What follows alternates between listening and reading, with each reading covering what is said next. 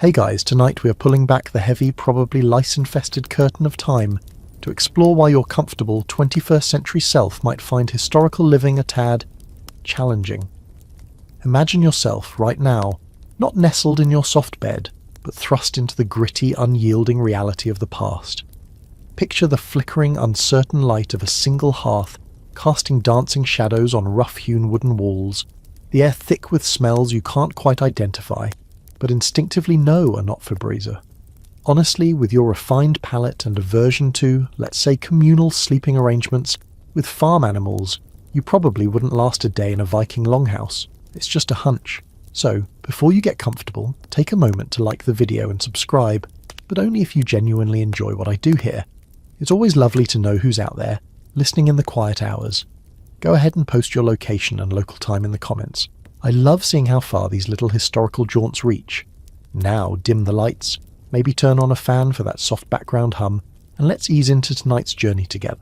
You find yourself standing before it, a structure that seems to have grown organically from the very earth itself. The Viking longhouse looms, long and low, its turf-covered roof blending almost seamlessly with the grey, overcast sky. It's late afternoon, you think, judging by the weak, watery sunlight that does little to warm the damp chill clinging to your clothes. Clothes that are already feeling woefully inadequate.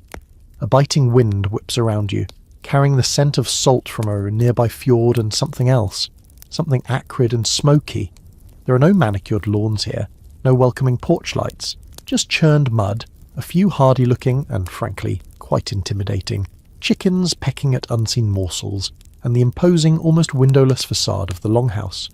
You tentatively push open the heavy wooden door, no doorbell, how quaint, and step into, well, it's certainly an experience.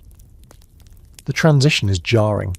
From the muted, damp light outside, you're plunged into a cavernous gloom, illuminated only by a long, central fire pit that crackles and spits, sending a column of smoke upwards towards a hole in the roof that seems far too small for the job. Your eyes sting almost immediately.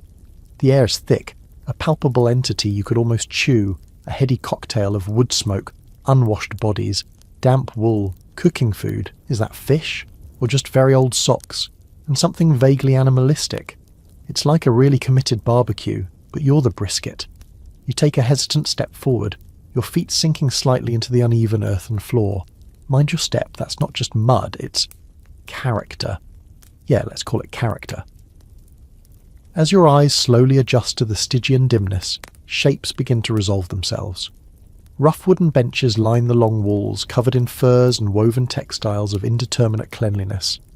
Down the centre, the fire pit, or langeld, is the heart of this space, the source of the light, heat, and a truly astonishing amount of smoke. Viking longhouses, as you might recall from a half-forgotten history documentary, were the central hub of Norse life. Typically long, narrow buildings that could stretch anywhere from 5 to an impressive 75 metres, housing not just one nuclear family, but an entire extended clan, retainers, and sometimes, in a section at one end, their precious livestock.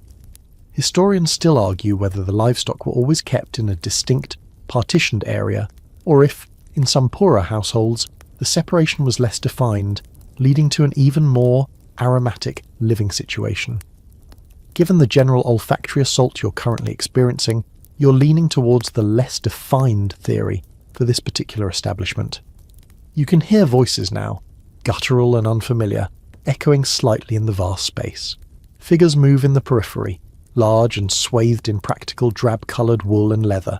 No one seems to pay you much mind, which is perhaps a blessing. You spot what look like tools leaning against the wall, axes, spears, shields. Not exactly your typical household decor.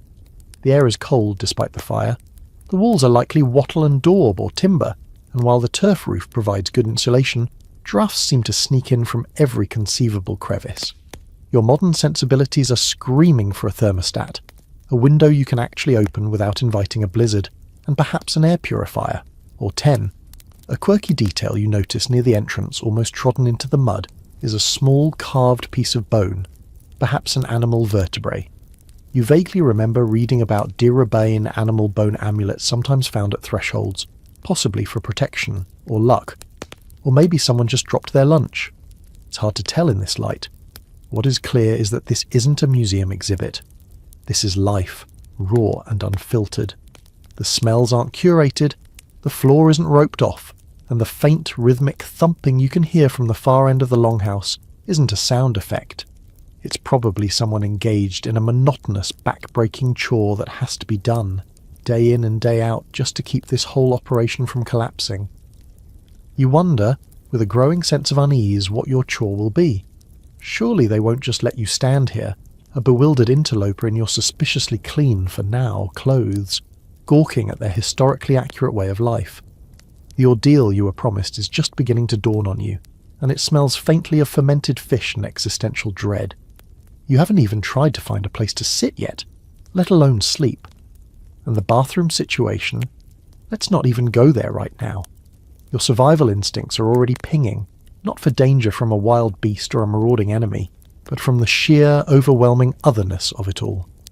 You're still rooted to the spot just inside the doorway, feeling like a poorly disguised alien dropped into a historical reenactment, where everyone else got the memo about the dress code and the required level of stoicism. The initial shock of the smoke and the unique aroma is beginning to give way to a more nuanced appreciation of your surroundings, and by nuanced appreciation, you mean a growing catalogue of things that are making your skin crawl. Let's start with what you can see, or rather what you can't quite see. The single long fire pit casts a dramatic, almost theatrical light upwards, illuminating the underside of the sooty roof beams far above, but leaving much of the rest of the vast space in deep shadow. It's like being in a particularly gloomy amateur theatre production, and you've forgotten your lines. Figures drift in and out of these shadowed areas, their faces momentarily lit by the fire's glow, then receding back into the gloom. It's disconcerting trying to track movement when half the room is a shifting tapestry of black and deep brown. You spot rough-hewn wooden pillars, massive tree trunks really, supporting the ridgepole. The walls, where you can make them out, are not smooth or plastered. They're a patchwork of timber, daub, and what looks suspiciously like dried animal dung in places. An excellent insulator, no doubt, and probably contributed to that special something in the air. Historians generally agree that most longhouses were constructed with timber frames, often with wattle and daub infill or clad with wooden planks, and those distinctive turf roofs. The quality and specific materials, of course, varied greatly depending on wealth and location. This one feels robustly rustic. The floor, as you've already established, is mostly compacted earth. Here and there you can see flatter stones placed, perhaps to create a slightly more stable surface, or maybe just where someone dropped a heavy rock and couldn't be bothered to move it. Litter is, well, it's not a feature. Scraps of leather, discarded bits of food, you try not to look too closely, wood shavings and unidentifiable bits of stuff are scattered about. It's not that they're deliberately messy, it's more that the concept of a pristine, clutter-free living space hasn't quite caught on yet. Or maybe the room got lost in the Bronze Age. Now, let's talk about the sounds. The crackle and pop of the central fire is a constant, a sort of baseline rhythm to the longhouse. Layered over this are the human sounds, the murmur of conversation in that old Norse tongue that sounds impressively stern even when they're probably just discussing the weather. A cough, deep and chesty from a shadowed corner, the occasional grunt or sigh. Then there are the animal noises. You're pretty sure you heard a goat bleat from what you hope is the far partitioned end of the longhouse. Chickens cluck and scratch somewhere nearby, possibly under a bench. And is that a baby crying? Or a very unhappy cat? It's hard to distinguish. The acoustics are surprisingly good, or perhaps just surprisingly echoey, turning the whole space into a resonant chamber of unfamiliar noises. It's like a white noise machine gone rogue, playing sounds of impending medieval discomfort. And the textures. Oh, the textures. You haven't touched much yet, thankfully, but your eyes are doing a pretty good job of imagining it for you. The wooden benches look splintery. The furs thrown over them look lived in, deeply lived in, like generations of Vikings have shed, slept, and possibly spilled mead on them. You run a hesitant finger along the rough wooden doorframe you just passed through. It's not sanded smooth, it's still got the character of the tree it came from, plus a fine layer of grime. You imagine leaning against one of the walls and feeling the cold, damp, slightly crumbly surface. The very air feels textured, heavy with moisture and particulate matter. You can almost feel the smoke particles settling on your skin, in your hair. You're developing a sudden, desperate craving for a wet wipe. A very, very large wet wipe. A quirky little detail catches your eye. Tucked into a crevice between two wall timbers, you spot a small, intricately carved wooden bird no bigger than your thumb. It's worn smooth with age or handling. Was it a child's toy? A good luck charm? Or just something whittled to pass the time, during the long, dark winters? Such small, personal items are occasionally found in archaeological digs of longhouse sites, offering tiny glimpses into the individual lives within these communal dwellings. It's a small reminder that amidst the apparent roughness, there was artistry and personal sentiment. One of the ongoing scholarly debates revolves around the precise internal layout and division of space within longhouses.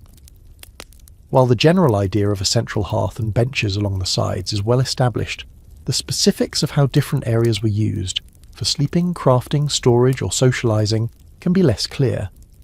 Were there invisible lines dictating who sat where? How strictly were animal quarters separated, especially in less affluent homes? The evidence is often open to interpretation. You look around, trying to decipher the unspoken rules of this particular space. There's a loom against one wall, suggesting a crafting area.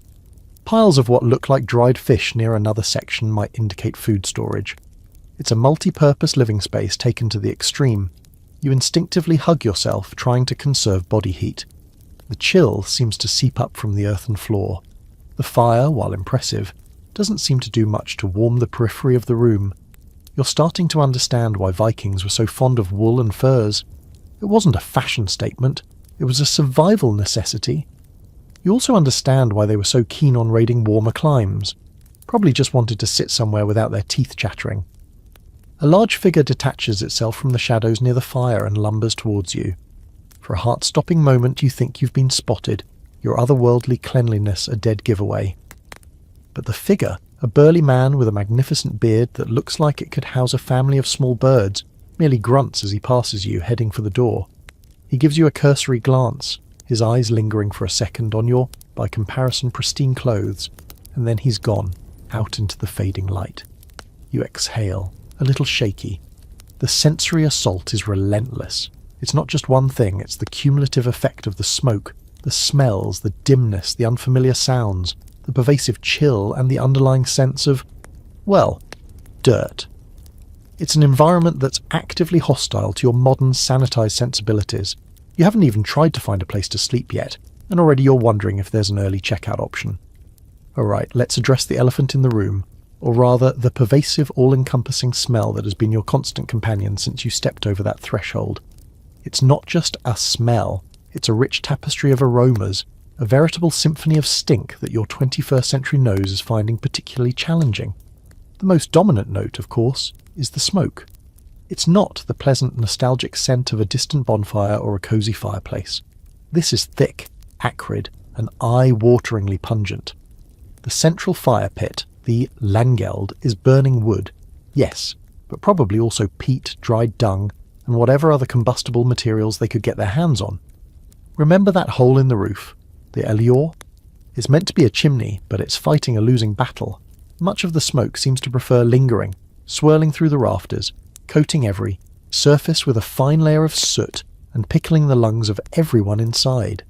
You can feel it in your throat, a scratchy irritation that makes you want to cough constantly. Your eyes are definitely watering. It's like being permanently downwind of a poorly managed bonfire. This constant smoke was a fact of life. While it did help to preserve the timbers of the roof, and likely kept some insects at bay, a sort of accidental fumigation, it also had significant health implications. Respiratory problems must have been rampant. You can almost hear the chorus of hacking coughs that would have been the soundtrack to a Viking winter. Imagine trying to recover from a simple cold in this atmosphere. No vapor-rub, no soothing lozenges, just more smoke. Historians widely acknowledge the health impacts of such poorly ventilated living conditions. Evidence of lung damage is often found in skeletal remains from the period. It makes you appreciate your extractor fan in a whole new way.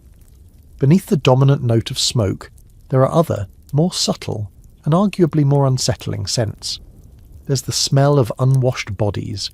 Regular hot water bathing with soap wasn't exactly a daily ritual. While Vikings were actually known to be cleaner than many of their European contemporaries, they reportedly bathed weekly, a shocking display of hygiene to some. Clean is a relative term.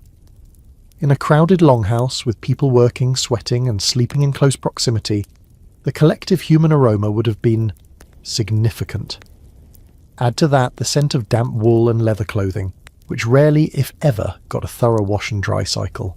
Think wet dog, but make it Viking. Then there's the food. Something is definitely cooking, or perhaps just slowly fermenting over by the fire. You catch whiffs of fish, oily and strong, and perhaps some kind of stew or porridge. Food preparation was a constant activity, and the smells of boiling, roasting, smoking and drying foods would have mingled with everything else. Remember, refrigeration is centuries away. Preservation methods like salting, smoking and drying were crucial, and these processes have their own distinctive odours. You might also be smelling the lingering scent of spilled ale or mead, which, while perhaps pleasant in moderation, could add a sour, yeasty note when soaked into an earthen floor. It's a veritable potpourri of ancient domesticity. And let's not forget the animals.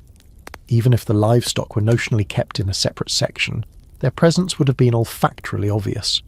The warm, earthy scent of cattle, sheep, or goats, along with the sharper ammonia tang of their waste, would inevitably permeate the entire structure, especially with shared ventilation, or lack thereof. You might catch a whiff of chicken droppings from those hardy birds pecking around. It's all part of the rich, organic tapestry. One quirky, though perhaps not entirely surprising tidbit, is that rushes and fragrant herbs were often strewn on the floor. This wasn't just for comfort, it was an attempt to mitigate the less pleasant smells and perhaps keep down the dust. Think of it as ancient Glade plugins, only significantly less effective and requiring a lot more sweeping. The very materials of the longhouse itself contribute to the aroma profile. The earthen floor, perpetually damp in places, would have its own musty smell.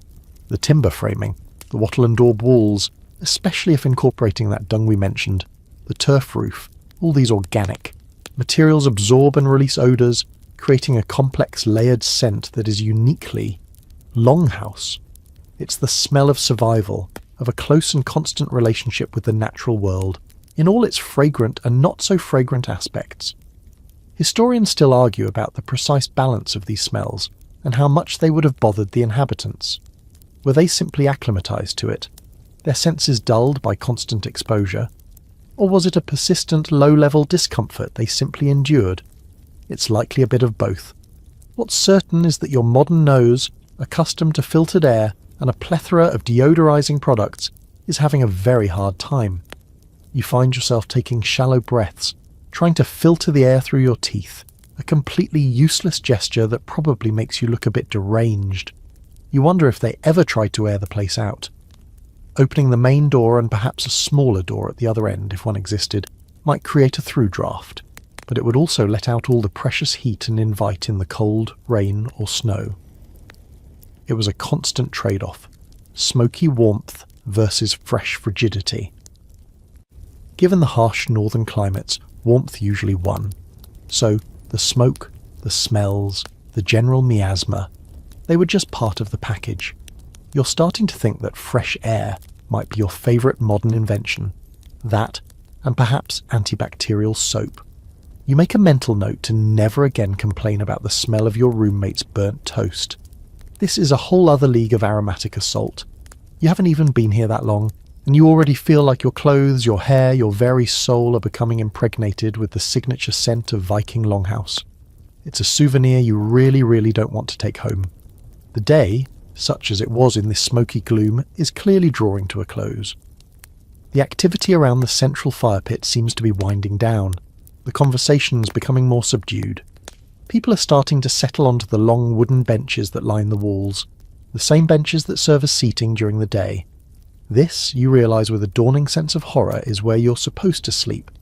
Your Viking slumber party, as you'd sarcastically dubbed it in your head, is about to become a very real, very uncomfortable experience. Forget memory foam mattresses and high thread count sheets. The sleeping arrangements here are, to put it mildly, communal and basic. The benches are wide enough to lie on, perhaps 2 to 3 feet across, and run the length of the main living area on either side of the fire. Some are bare wood, others are strewn with animal furs, reindeer, sheep, possibly wolf, of varying degrees of cleanliness and repair.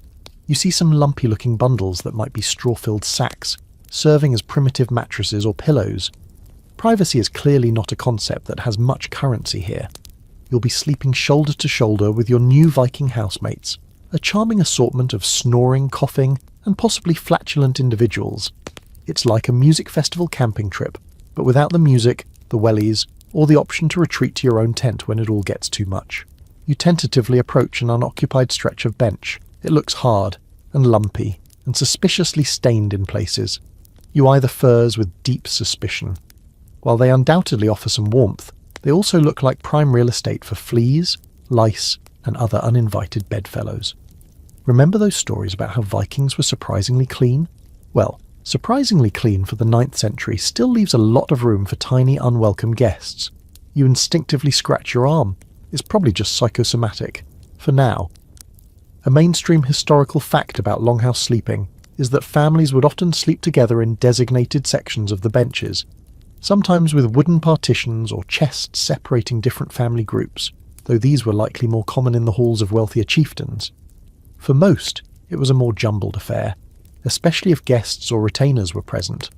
Status might dictate who got the better spots, perhaps closer to the fire for warmth, or further from the door to avoid drafts. As a newcomer of uncertain status and questionable Viking hardiness, you'll probably get whatever spot is left over, likely the one with the biggest draft and the lumpiest fur. You sit down gingerly on the edge of the bench. The wood is cold and unforgiving beneath you. You try to arrange a rather mangy-looking sheepskin into something resembling a cushion. It smells faintly of lanolin and wet sheep. A large bearded Viking settles down next to you with a grunt, taking up a significant amount of space and radiating an aura of wood smoke and something you really hope is just old sweat. He doesn't even glance at you. Personal space is clearly another modern luxury you've left behind. You wonder if there's an etiquette to this. Do you say goodnight? Offer to share your non-existent blanket? Or just try to become as small and unnoticeable as possible? You opt for the latter. As more people settle down, the sounds of the longhouse begin to change. The crackling fire is still there, but now it's accompanied by a symphony of human settling noises, rustling furs, sighs, coughs, so many coughs, and the beginnings of what promises to be a truly epic chorus of snoring. One particularly enthusiastic individual, a few bodies down, sounds like a walrus gargling gravel. Another is producing a series of high-pitched whistles that could probably summon dogs from the next fjord. It's going to be a long night. You can already feel the fatigue setting in, but the prospect of actual sleep in these conditions seems remote. A quirky, or perhaps just deeply unsettling tidbit, is that in some sagas and archaeological finds, there's evidence of bed closets, or enclosed sleeping compartments built into the walls or as separate structures within the longhouse. These would have offered more privacy and warmth, but were likely reserved for the head of the household and their immediate family. For everyone else, it was the open-plan bench system. You glance around hopefully, but see no sign of such cosy nooks, just endless, uninviting bench. Historians still argue about how people dealt with the cold, especially in the depths of a Scandinavian winter. Did they sleep fully clothed? Did they huddle together for warmth, dispensing with any notion of personal space entirely? Were there designated bench warmers who had to get in first? Probably a combination of all these. The furs were essential, and sharing body heat was likely a common survival tactic. You shiver, despite the proximity of your new, rather pungent benchmate. The drafts seem to find every gap in your inadequate modern clothing. You wish you'd packed your thermal underwear, and maybe a biohazard suit. The light from the fire is dying down now, banked for the night to conserve fuel. The shadows deepen, and the vast space feels even larger and more mysterious. You can hear small skittering sounds from the darker corners. Mice? Rats? You try not to think about it. You lie down, pulling the scratchy sheepskin over you as best you can. It offers minimal comfort and maximum olfactory offence. The hardwood presses into your hip and shoulder. You try to find a comfortable position, but it's hopeless. Every slight shift brings you into contact with either the cold wall or your snoring neighbour. Sleep, when it finally, fitfully comes, is punctuated by strange dreams, the snores of your companions, the persistent coughs, and the ever-present smell of smoke and unwashed Viking. You jolt awake several times, once convinced a rat was using your hair as a climbing rope. It was probably just a stray piece of straw from the lumpy sack pillow. Another time, your benchmate rolls over, his arm flinging out and narrowly missing your face. You are acutely aware of every itch, every rustle, every unfamiliar sound. This isn't restful sleep, it's a state of hyper-vigilant discomfort. You wouldn't last a day. You're not sure you're going to last the night. And the sun, when it finally decides to make an appearance, feels like it's several geological epochs away. A grey, grudging light eventually begins to filter through the smoke hole, and any tiny chinks in the longhouse walls, signalling the start of another day you're not entirely sure you're equipped to handle. Your back aches, your neck is stiff, and you feel like you've slept on a pile of very aggressive rocks. The symphony of snores has mercifully subsided, replaced by coughs, groans, and the sounds of people stirring. And of course, that signature longhouse aroma is still there, perhaps even enhanced by the night's collective exhalations. But your most immediate concern, as your stomach rumbles a mournful protest, is breakfast. Or whatever the Viking equivalent is. You have a sinking feeling it won't involve artisanal sourdough toast and a perfectly brewed flat white. You watch as figures begin to move around the rekindled central fire. The morning routine seems to involve a lot of stretching, scratching, and spitting into the flames. Charming. Soon the smell of cooking, or at least food being heated, starts to mingle with the ever-present smoke. A large iron cauldron, black with soot, is already suspended over the fire, its contents bubbling away mysteriously.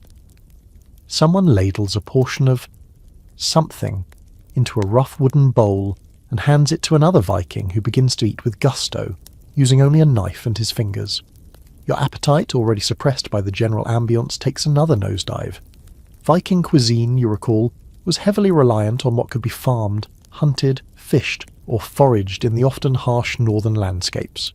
Think hardy grains like barley and oats, root vegetables, dairy products, milk, cheese, skyr, a type of yogurt, and a lot of meat and fish. Preservation was key. So much of the animal protein would have been salted, dried, smoked, or fermented. Fresh fruit and a wide variety of vegetables would have been seasonal and less common than in more temperate climes. One of the staples was a kind of stew or porridge, often cooked in a single pot over the fire, to which ingredients were continually added. Yesterday's leftovers forming the base for today's meal? Probably. It's an efficient system, if not entirely appealing to your modern palate, which is currently screaming for a fruit smoothie and a side of anything not beige. You're eventually offered a bowl of the communal breakfast. It's a thick, greyish porridge, lumpy and steaming. You can't quite identify the ingredients. There might be some kind of grain, perhaps some bits of dried meat, and an overall flavour that's earthy and salty. Very, very salty. You take a tentative spoonful. It's not actively disgusting, but it's a long, long way from your morning bowl of Cheerios. It's sustenance, pure and simple, designed to fuel a hard day's work, not to delight the taste buds. You try to eat, mimicking the others who are scooping it up with hunks of heavy dark bread that looks like it could double as a doorstop. No delicate nibbling here, it's all about efficient calorie intake. A mainstream historical fact is that bread was indeed a part of the Viking diet, but it would have been very different from modern bread. Typically unleavened or made with whatever grains were available, resulting in dense, flat loaves. Sometimes, less conventional ingredients like tree bark or peas might be ground into flour during lean times. You eye the bread suspiciously. It looks like it might contain a significant amount of character-building fibre. For drinks, water would have been common, but also milk, buttermilk, and of course, ale and mead. The ale was likely a weak everyday brew consumed by everyone, including children, as it was often safer than water. Mead, made from fermented honey, was a more prized drink, often associated with feasts and celebrations. You're offered a horn, yes, an actual animal horn, of something that smells faintly of sour apples. It's probably the weak ale. You take a sip. It's watery, a bit tart, and not entirely unpleasant, though the horn itself has a certain gamey aroma. At least it might wash down the porridge. You try not to think too hard about how often the horn is washed, or by whom. A quirky, culinary tidbit. Vikings were known to consume seabirds and their eggs, sometimes raiding cliffs to gather them. Puffin, anyone? They also ate seal and whale meat when available, and let's not forget fermented shark, hakal, an Icelandic delicacy, though perhaps more post-Viking age, its roots are ancient, famous for its ammonia-rich smell and acquired taste. Thankfully, that doesn't seem to be on this morning's menu. Small mercies. Historians still argue about the diversity of the Viking diet and the extent to which it varied by social status and geographical location. Chieftains and wealthy farmers undoubtedly ate better and had access to a wider range of foods, including imported luxuries like wine or spices, than ordinary folk. Coastal communities would have relied more heavily on fish and marine mammals, while inland settlements focused more on farming and hunting. The porridge you're currently struggling with is likely standard fare for the average longhouse dweller. It's fuel, not fine dining. Forget farm to table. This is more like scrape it from the bottom of the pot and be grateful. You notice some individuals gnawing on what looks like dried fish, stiff as a board, or tearing off pieces of smoked meat. The smell is potent. This is survival food, packed with protein and preserved to last through long voyages or lean winters. You imagine the jaw strength required to get through some of it. Your teeth, accustomed to softer fare, ache in sympathy. You also see some rudimentary cheese, hard and yellow, being sliced with a knife. It probably has a kick like a mule. The concept of 3 distinct meals a day, breakfast, lunch, dinner, wasn't necessarily fixed. People likely ate when they were hungry and food was available, often 2 main meals, dagmal, day meal, in the morning, and nattmal, night meal, in the evening. What you're experiencing now is the dagmal. It's clear that a lot of time and effort went into food procurement and preparation. There are no supermarkets, no convenience foods. Every calorie has to be earned through hard labour. You suddenly feel a deep appreciation for your refrigerator, your microwave, and the sheer, unadulterated miracle of a takeaway pizza. You manage to get down about half of your porridge, mostly by telling yourself it's a cultural experience, a very chewy, very salty cultural experience. Your digestive system, however, is sending up warning flares. This is going to be an interesting day. Having bravely, or foolishly, navigated the culinary landscape of a Viking breakfast, your thoughts inevitably turn to another pressing matter of modern comfort: hygiene. After a night spent marinating in smoke, sweat, and the general effluvia of a crowded longhouse, and now having consumed a meal of questionable origin with unwashed hands, because where would you even begin to wash them properly? You feel a desperate, primal urge for a hot shower and a vigorous scrub with something that promises to kill 99.9% of germs. Alas, such luxuries are several centuries and a technological revolution away. Let's talk about Viking ablutions. As mentioned, Vikings were actually considered quite clean by the standards of their time. The sagas often mention washing and grooming. They even had tools for it. Combs, often made of bone or antler and quite elaborately decorated, tweezers, and even ear spoons for cleaning out earwax. A rather intimate detail preserved in archaeological finds, so they weren't wallowing in filth, relatively speaking. However, their concept of cleanliness and the available facilities were, shall we say, different from yours. You look around for anything resembling a bathroom or even a wash basin. You see none. Water would have been hauled from a nearby well, stream, or river. For a quick wash, you might get a basin of cold water and a piece of rough linen. Soap, as you know it, didn't really exist in the same form. They might have used lye-based concoctions, which could be quite harsh, or perhaps certain plants known for their cleansing properties. A mainstream historical fact is the Viking practice of a weekly bath, often on Saturdays, logadaga, meaning washing day, or bath day in Old Norse, which is still the word for Saturday in modern Scandinavian languages. This often involved a sauna-like experience in a dedicated bathhouse, if the settlement was large enough or the family wealthy enough to have one. Otherwise, it might be a dip in a cold river or lake, invigorating if not exactly spa-like. You haven't seen a bathhouse, and the nearby fjord looks distinctly uninviting for a morning plunge. So for daily freshening up, it would likely be a very cursory affair. You spot a Viking splashing some water on his face from a bucket near the door, then running his fingers through his beard. That seems to be the extent of it. No sink, no running water, no fluffy towels. You feel a layer of grime forming on your skin just thinking about it. And then there's the delicate question of waste disposal. Where does one, go? There are no ensuite facilities here, no porcelain thrones with convenient flushing mechanisms. Outhouses or latrine pits would have been located away from the main dwelling for obvious reasons. This would involve a chilly and possibly precarious trip outside in all weathers, day or night. Toilet paper, forget it. Moss, leaves, or a handful of straw were the likely substitutes. It's a humbling thought. You remember reading a quirky tidbit that in some more advanced Roman settlements they had communal latrines with running water, but that was a different empire and a different time. Here, in the rugged north, things are a bit more elemental. You make a mental note to drastically reduce your fluid intake. Dental hygiene is another area where your modern sensibilities might clash with Viking reality. While they didn't have sugary processed foods causing widespread decay, their diet could be tough on teeth. Remember that hard bread and dried meat.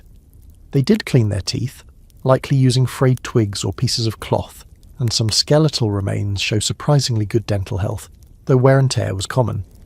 Halitosis, however, given the diet of fermented foods, smoked fish, and probably a fair bit of garlic, which they did cultivate and use, might have been a common social hurdle, or perhaps everyone just smelled vaguely of pickled herring, so no one noticed. Historians still argue about the exact nature and prevalence of parasites in Viking communities. Given the close proximity to animals, the earthen floors, the food preservation methods, and the sanitation standards, it's highly probable that internal and external parasites, like worms, fleas, and lice, as you've already nervously intuited, were a constant feature of life. Those intricately carved combs weren't just for styling magnificent beards, they were essential for delousing. You resist the urge to scratch your scalp. Vigorously, you see a woman meticulously combing her long hair by the firelight. It's a slow, careful process. Personal grooming, even with limited tools, was clearly important.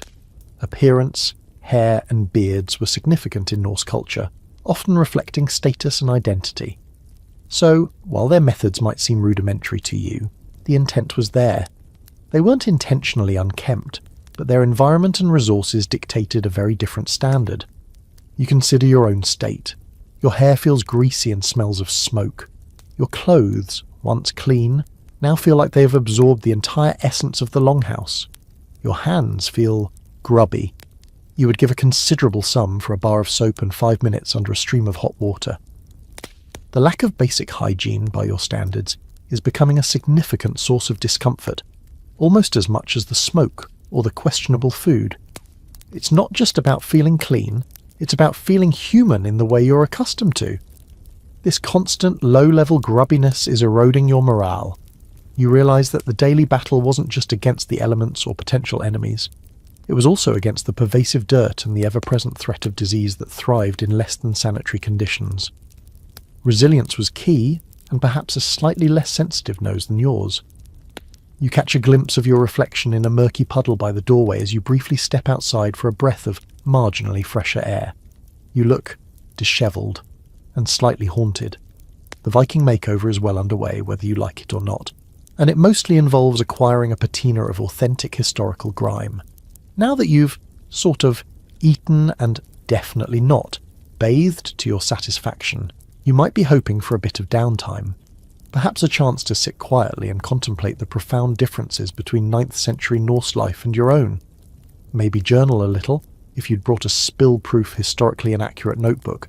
But no, the Longhouse is already a hive of activity, and it quickly becomes apparent that there are no passengers here.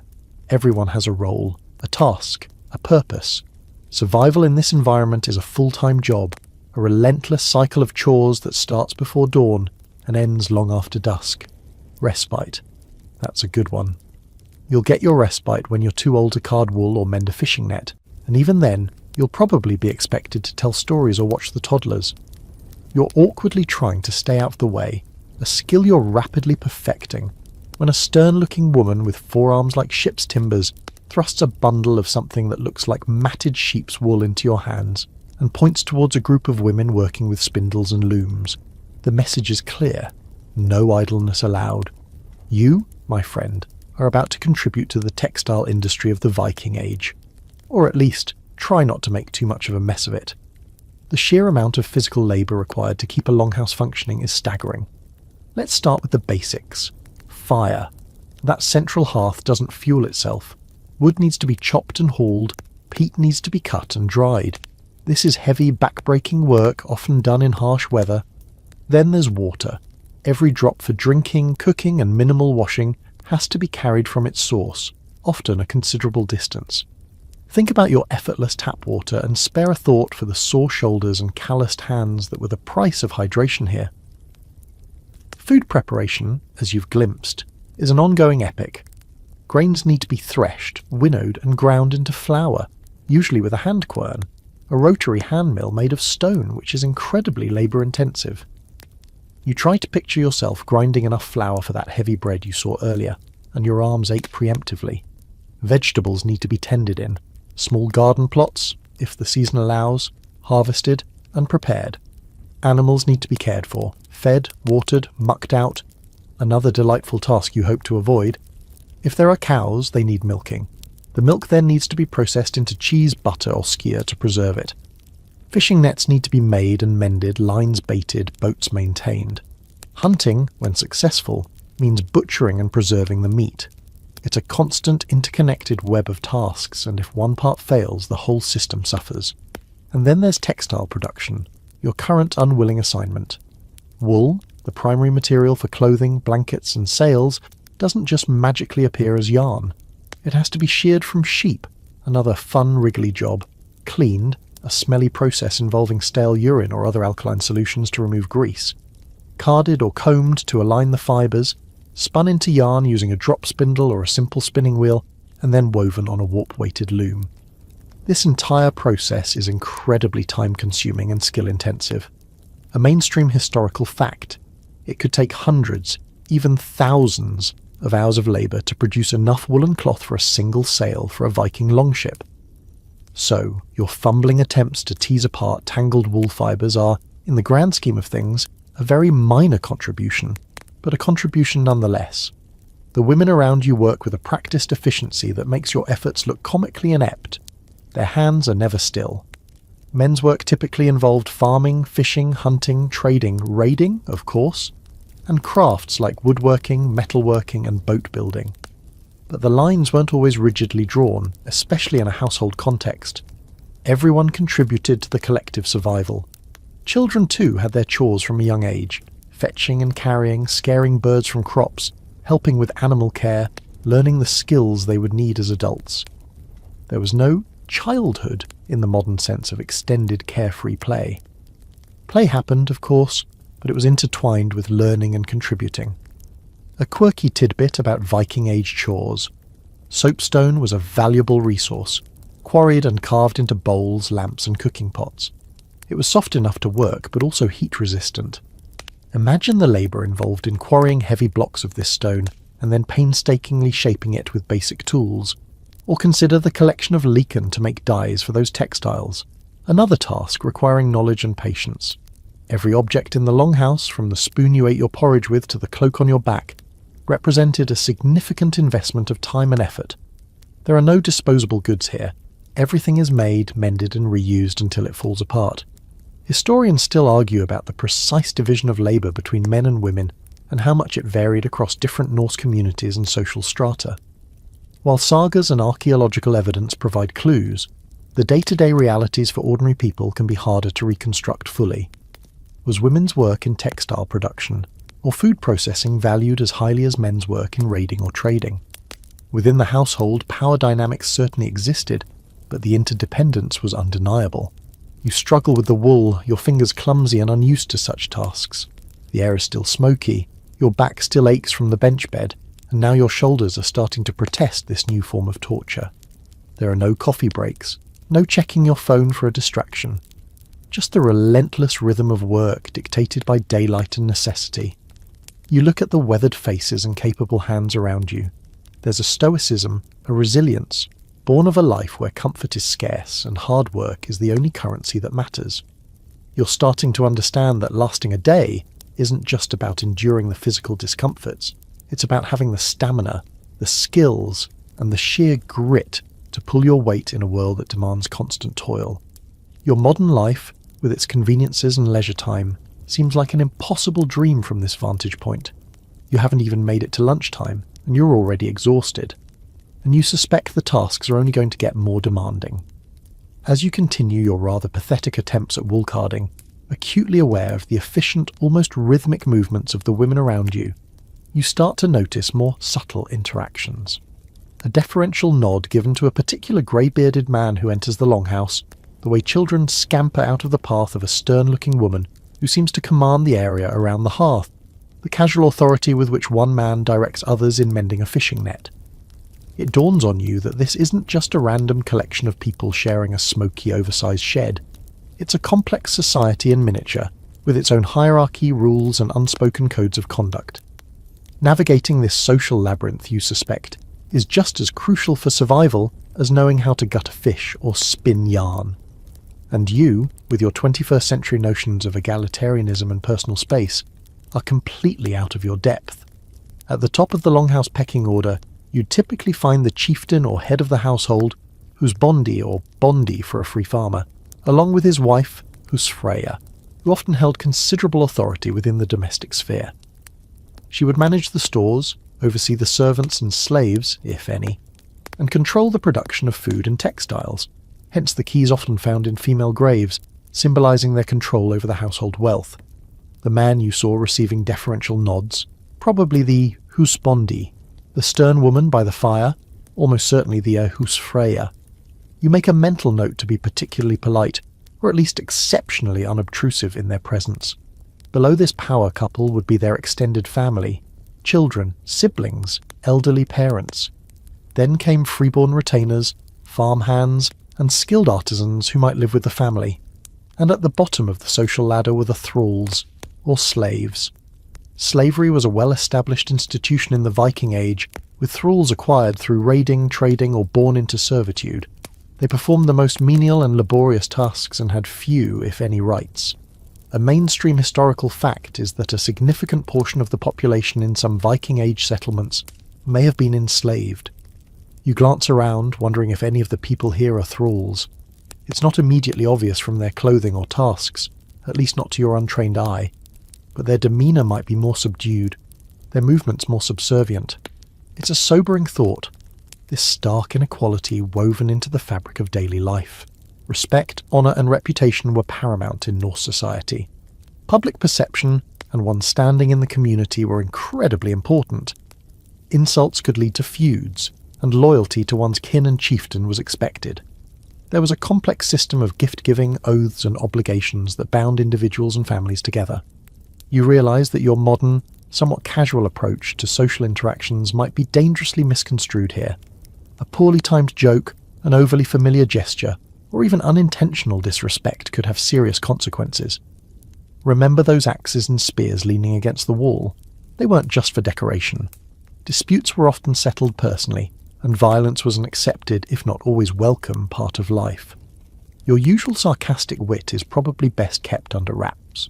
One quirky aspect of Norse social structure was the concept of the Thing, a governing assembly where free men gathered to make laws, settle disputes, and make political decisions. These assemblies operated at local and regional levels. It was a form of early democracy, though participation was generally limited to property-owning free men. Still, it shows a society that valued order and collective decision-making, even amidst the raiding and feuding. You wonder if this longhouse community has its own mini-thing for resolving internal squabbles, like who gets the last piece of dried fish, or who has to sleep in the draftiest spot, position you seem to have secured by default. Historians still argue about the degree of social mobility in Viking society. Was it possible for a thrall to gain freedom? Could a person of humble birth rise to prominence through skill or bravery? There are instances in the sagas suggesting such possibilities, but it was likely very difficult. For the most part, you were born into your social station, and that largely dictated the course of your life. Your own ambiguous status as a strange, unskilled visitor probably places you somewhere near the bottom, just above. Suspicious outsider who might be a spy for a rival clan. You decide that keeping a low profile and demonstrating a willingness to at least try to be useful, even if your wool carding skills are laughable, is your best strategy. You observe the interactions. A young boy proudly presents a small, freshly caught fish to the husbandi, who claps him on the shoulder with a gruff word of approval. Two men share a drinking horn, a common gesture of fellowship. A woman quietly admonishes a child who's getting too close to the fire. These are the small, everyday moments that build and reinforce the social fabric.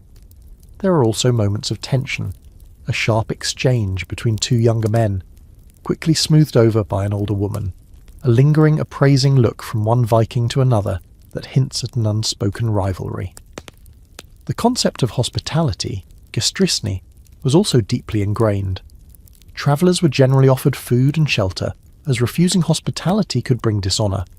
This might explain why you haven't been immediately thrown out. However, guests were also expected to behave respectfully and not overstay their welcome. You are, in essence, a guest here, albeit an uninvited and rather useless one. The longer you stay, the more you'll be expected to contribute and integrate, or risk wearing out that welcome. You realise that your survival here isn't just about enduring the physical hardships. It's about understanding and conforming to a complex set of social expectations. It's about knowing who to defer to, who to be wary of, and how to conduct yourself without causing offence or appearing weak. Your modern assumptions about personal autonomy and direct communication are ill-suited to this world. Here, subtlety, observation, and a keen understanding of hierarchy are your best tools for social navigation. And you're learning on the job in a very smoky, very smelly classroom where the final exam might involve an actual axe. Suddenly that lumpy porridge seems like the least of your worries, just as you're starting to vaguely get a handle on who might be who in the smoky hierarchy of the longhouse, and your fingers are developing a sort of numb muscle memory for separating wool fibres badly. The scene around you shimmers and dissolves. The damp chill, the smell of wood smoke and unwashed Viking, the rough textures of wool and timber, they all fade, replaced by a blinding baking heat and the scent of hot sand and something else. Something dry and dusty with a faint sweetish undertone like dried papyrus. Your eyes, accustomed to the gloom, squint painfully against the brilliant, unrelenting sunlight. Gone are the turf roof and wooden walls. You're now standing under an azure sky, so vast and cloudless it feels infinite, and the ground beneath your feet is no longer cool earth, but hot, sun-baked mud brick. Welcome, you deduce with a growing sense of historical whiplash, to ancient Egypt. Your ordeal is apparently taking a detour to warmer, though not necessarily more comfortable climes. You're on a narrow, dusty pathway, flanked by low, flat-roofed dwellings made of sun-dried mud bricks. The heat is a physical presence pressing down on you, sucking the moisture from your skin. Your Viking-era woolen attire, which was merely inadequate in the longhouse, is now actively trying to cook you. Sweat prickles instantly all over your body. You thought the longhouse was a sensory assault. This is just a different kind of overwhelming. Instead of smoke, it's dust. Fine, pervasive dust that seems to get into your eyes, your nose, your mouth with every breath. Instead of the smell of damp and old fish, it's the smell of sun-baked earth, donkey dung, and perhaps a hint of a fragrant oil from a nearby dwelling. The daily grind in ancient Egypt, for the vast majority of the population, the farmers, labourers and artisans who formed the backbone of society, was incredibly arduous, dictated by the rhythms of the Nile and the demands of the state and the temples. Forget any romantic notions of lounging by palm-fringed oases, being fanned by servants. Life for the average Egyptian was one of hard, repetitive labour under a scorching sun. You see figures in the distance toiling in green fields that border a wide, glittering river, the Nile, undoubtedly. They are bent over, engaged in the back-breaking tasks of ploughing, sowing or irrigating, their skin burnished dark by the sun. Their clothing is simple, short linen kilts for the men, simple sheath dresses for the women, practical, but offering little protection from the relentless solar radiation.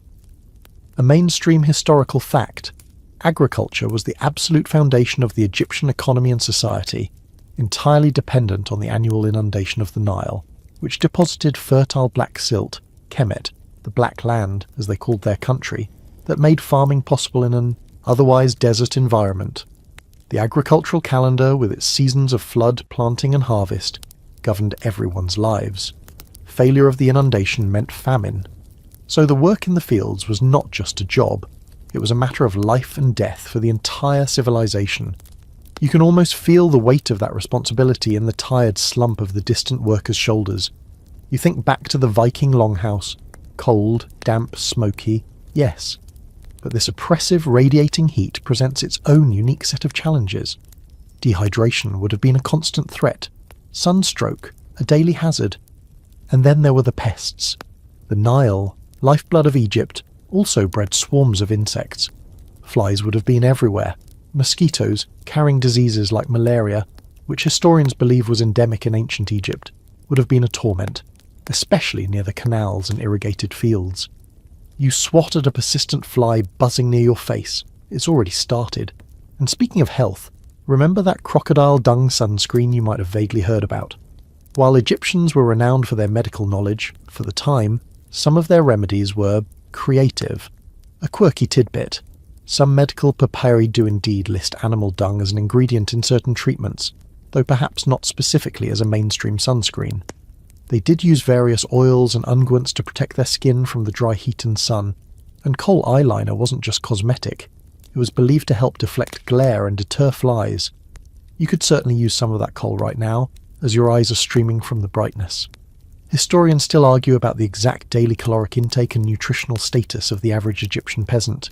While the land was fertile, much of the produce went to the state, the temples, and the elite. The diet of the common people consisted mainly of bread. Emmer wheat and barley were staples. Beer, also made from barley, and a primary source of calories and hydration. Onions, garlic, lentils, and fish from the Nile. Meat was more of a luxury. It was a relatively monotonous, though likely sufficient diet when harvests were good. You recall the bland Viking porridge with a strange, fleeting sense of nostalgia. At least it wasn't actively dusty.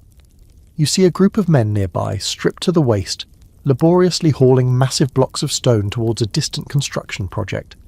Perhaps a temple, or a tomb for some high-ranking official. Their muscles strain, their bodies gleam with sweat and dust. The sheer physical exertion is palpable. There are no power tools, no hydraulic lifts, just human muscle, levers, rollers, and an incredible amount of organised effort. This was the labour that built the pyramids, the temples of Karnak and Luxor, the vast infrastructure of a civilization that lasted for millennia. And it was built on the backs of people like these, toiling day in, day out in conditions that would make your average modern construction worker demand hazard pay and a very long siesta. The path you're on is bustling. People pass by, some carrying baskets of produce, others leading laden donkeys. The sounds are different here. The braying of donkeys, the calls of vendors, if this were a more urban area, the chatter in a language that sounds nothing like old. Norse, full of softer consonants and different cadences. Children, dusty and energetic, dart in and out, seemingly oblivious to the heat. You are an anomaly here, just as you were in the Longhouse. Your Viking clothes are drawing curious, perhaps wary glances. You're too pale, too heavily dressed, too obviously out of place. The discomfort is different, but no less profound. The relentless sun, the choking dust, the sheer, grinding effort visible all around you. It's another facet of historical reality that your comfortable life has insulated you from. You're beginning to suspect that lasting a day is a recurring theme in this historical journey, and each new setting finds new ways to test your very modern limits. You desperately seek some shade, any shade at all, but the low sun-baked buildings offer little respite. The Egyptian daily grind has you firmly in its hot, dusty embrace. Having been unceremoniously dumped from the smoky confines of the Viking longhouse into the glaring heat of ancient Egypt, you find yourself gravitating towards the dubious shelter of one of those low, mud-brick dwellings. The sun is still beating down with an intensity that makes the air shimmer above the dusty ground, and the thought of escaping its direct gaze, even for a moment, is overwhelmingly appealing. You approach a narrow, uninviting doorway, a dark rectangle in the sun-bleached wall, and peer inside. Your Egyptian home, not so sweet home experience is about to begin. The interior is dim, a welcome relief after the blinding glare outside, but it's also incredibly cramped and stuffy. The air is thick with the smell of stale cooking fires. Different from the Viking wood smoke, this is more acrid, perhaps from burning animal dung or reeds. Unwashed bodies, a universal historical aroma it seems, and a certain earthy, slightly sweet smell you can't quite place. Maybe from the mud bricks themselves, or perhaps from stored grain. It's not as overwhelmingly smoky as the longhouse, as most cooking would have been done outdoors in a courtyard or on the flat roof to avoid turning the small interior into an oven. But the lack of ventilation creates its own oppressive atmosphere. The typical ancient Egyptian home for a commoner was a small, simple affair, usually consisting of a few rooms built around a central courtyard, or in more congested urban areas, multi-storey apartment-like structures. Walls were made of sun-dried mud bricks, cheap and readily available, and roofs were flat, made of palm logs covered with reeds and mud. These flat roofs were valuable extra living space, used for sleeping on hot nights, drying food, or catching any available breeze. You look up. The ceiling here is low, made of those palm logs you read about, and you can see bits of dried vegetation poking through. You hope it's structurally sound, and that nothing lives up there. The floor is compacted earth, much like the longhouse, though perhaps drier and dustier. There's very little furniture. Maybe a few low stools, some reed mats for sleeping, and some pottery jars for storing water, grain and beer. A small raised hearth in one corner suggests some indoor cooking might happen, perhaps in cooler weather. Possessions were minimal, some basic pottery, a few tools, perhaps a wooden chest for storing clothes or other small items. It's a life stripped down to essentials. No room for clutter or for much privacy either, if a whole family is living in this small space. You think of your own home, filled with books, gadgets, comfortable furniture, and so much stuff. The contrast is stark. A mainstream historical fact. Despite the simplicity of their homes, ancient Egyptians valued cleanliness and order. Ma'at, the concept of order, truth and justice, was central to their worldview. Homes would have been swept regularly, and personal hygiene, as much as conditions allowed, was important. However, clean is always relative to the environment. In a world of dust, mud, and rudimentary sanitation, keeping a home pristine by modern standards would have been an impossible task. And then there are the pests. Oh, the pests. If the longhouse had its potential for fleas and lice, the ancient Egyptian home had those and more, in abundance. The heat, the stored food, the nearby Nile with its teeming insect life. It was a paradise for vermin. Flies, as you've already experienced, would have been a constant nuisance. Mosquitoes, especially at dusk and dawn, would have made life miserable and spread disease. Then there were the less visible, but no less present inhabitants. Cockroaches scuttling in the shadows, ants marching in relentless columns towards any crumb of food, mice and rats gnawing their way into stored grain. And let's not forget scorpions and snakes, a genuine danger, especially in rural dwellings or those with poorly maintained walls or floors. You find yourself instinctively checking the dark corners and peering under the reed mats. You're not a fan of scorpions, or snakes, or anything with more than 4 legs, frankly. A quirky and rather unpleasant tidbit. Bedbugs were also likely companions in ancient Egyptian sleeping arrangements. Archaeologists have found evidence of these persistent pests in ancient sites. So, those reed mats on the floor, not just uncomfortable, but potentially teeming. You suddenly miss the scratchy, flea-ridden Viking furs. At least with furs you sort of knew what you were getting. Reed mats feel more insidiously infested.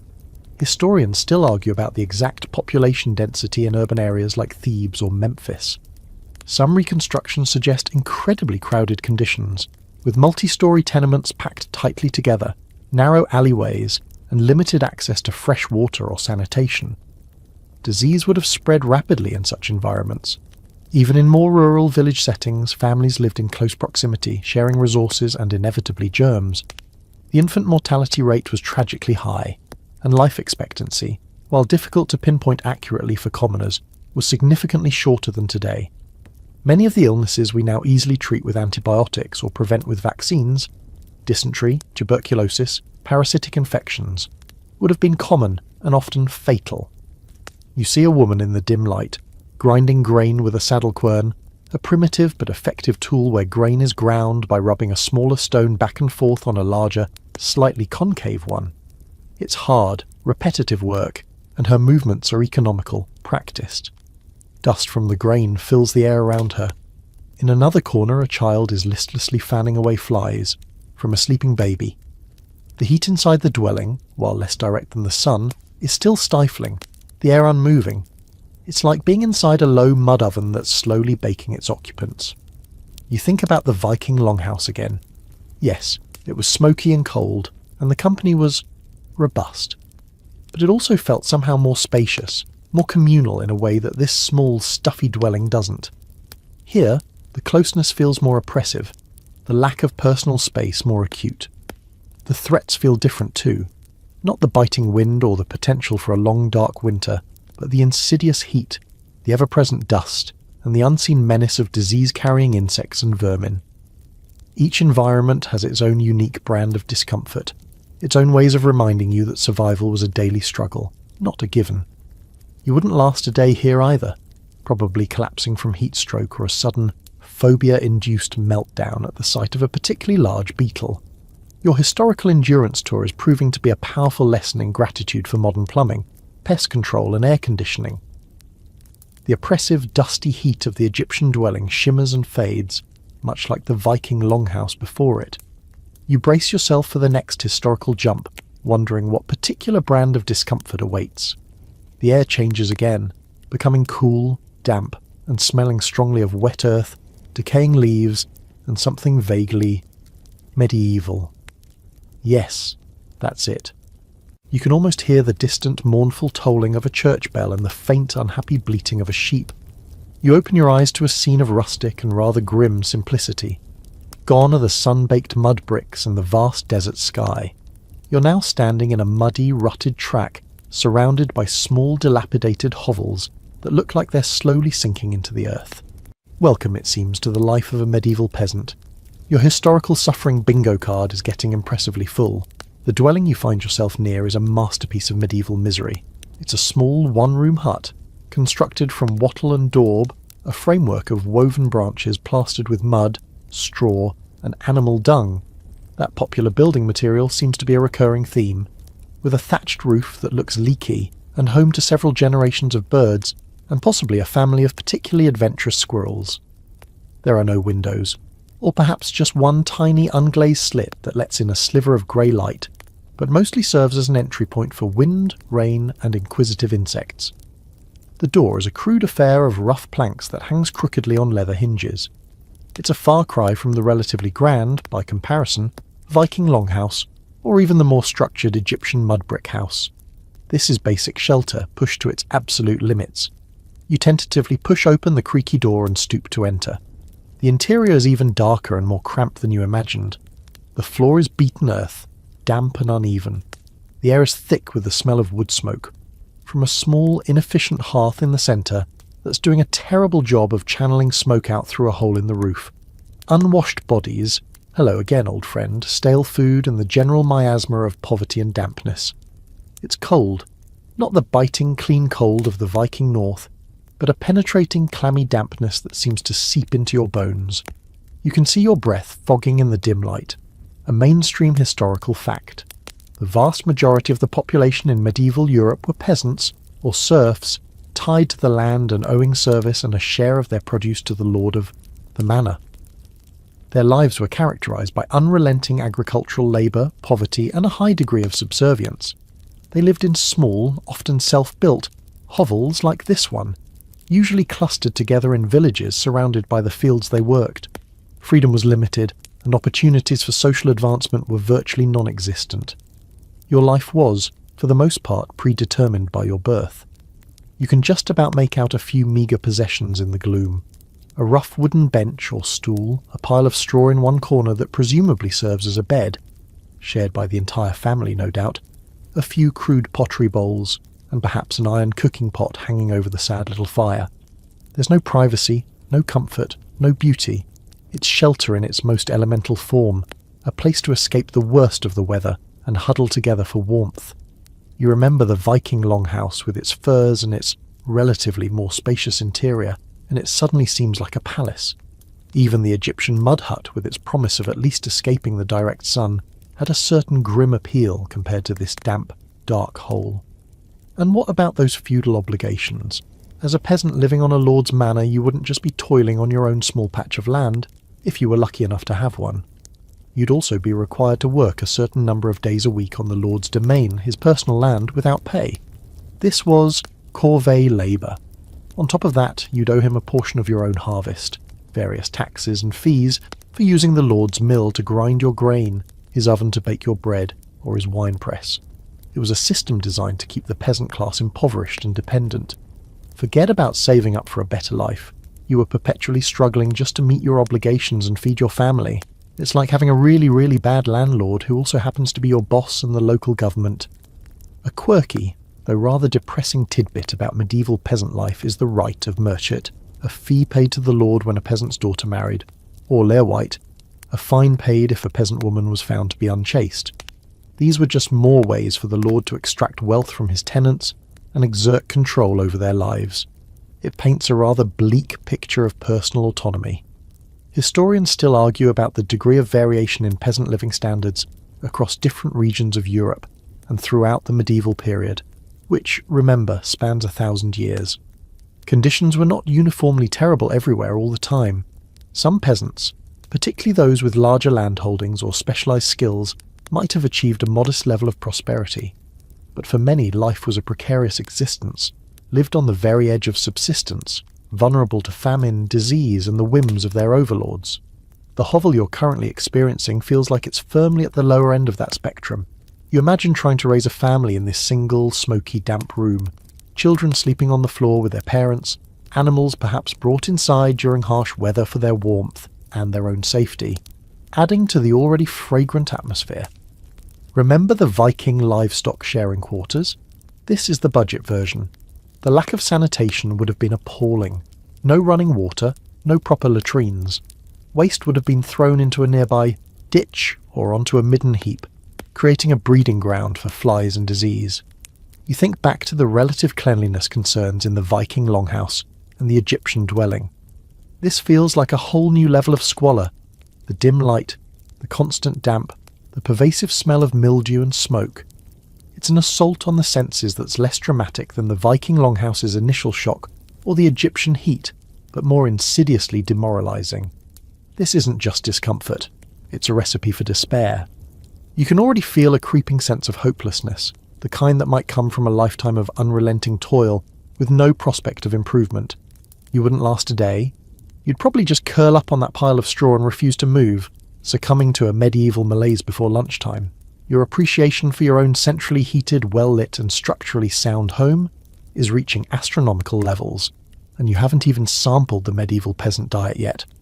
That joy, you suspect, is still to come. You're still reeling from the sheer, unadulterated gloom of the medieval peasant hovel, the damp chill clinging to you like a second skin, when your stomach emits a familiar, plaintive rumble. Ah, yes, the historical culinary tour continues.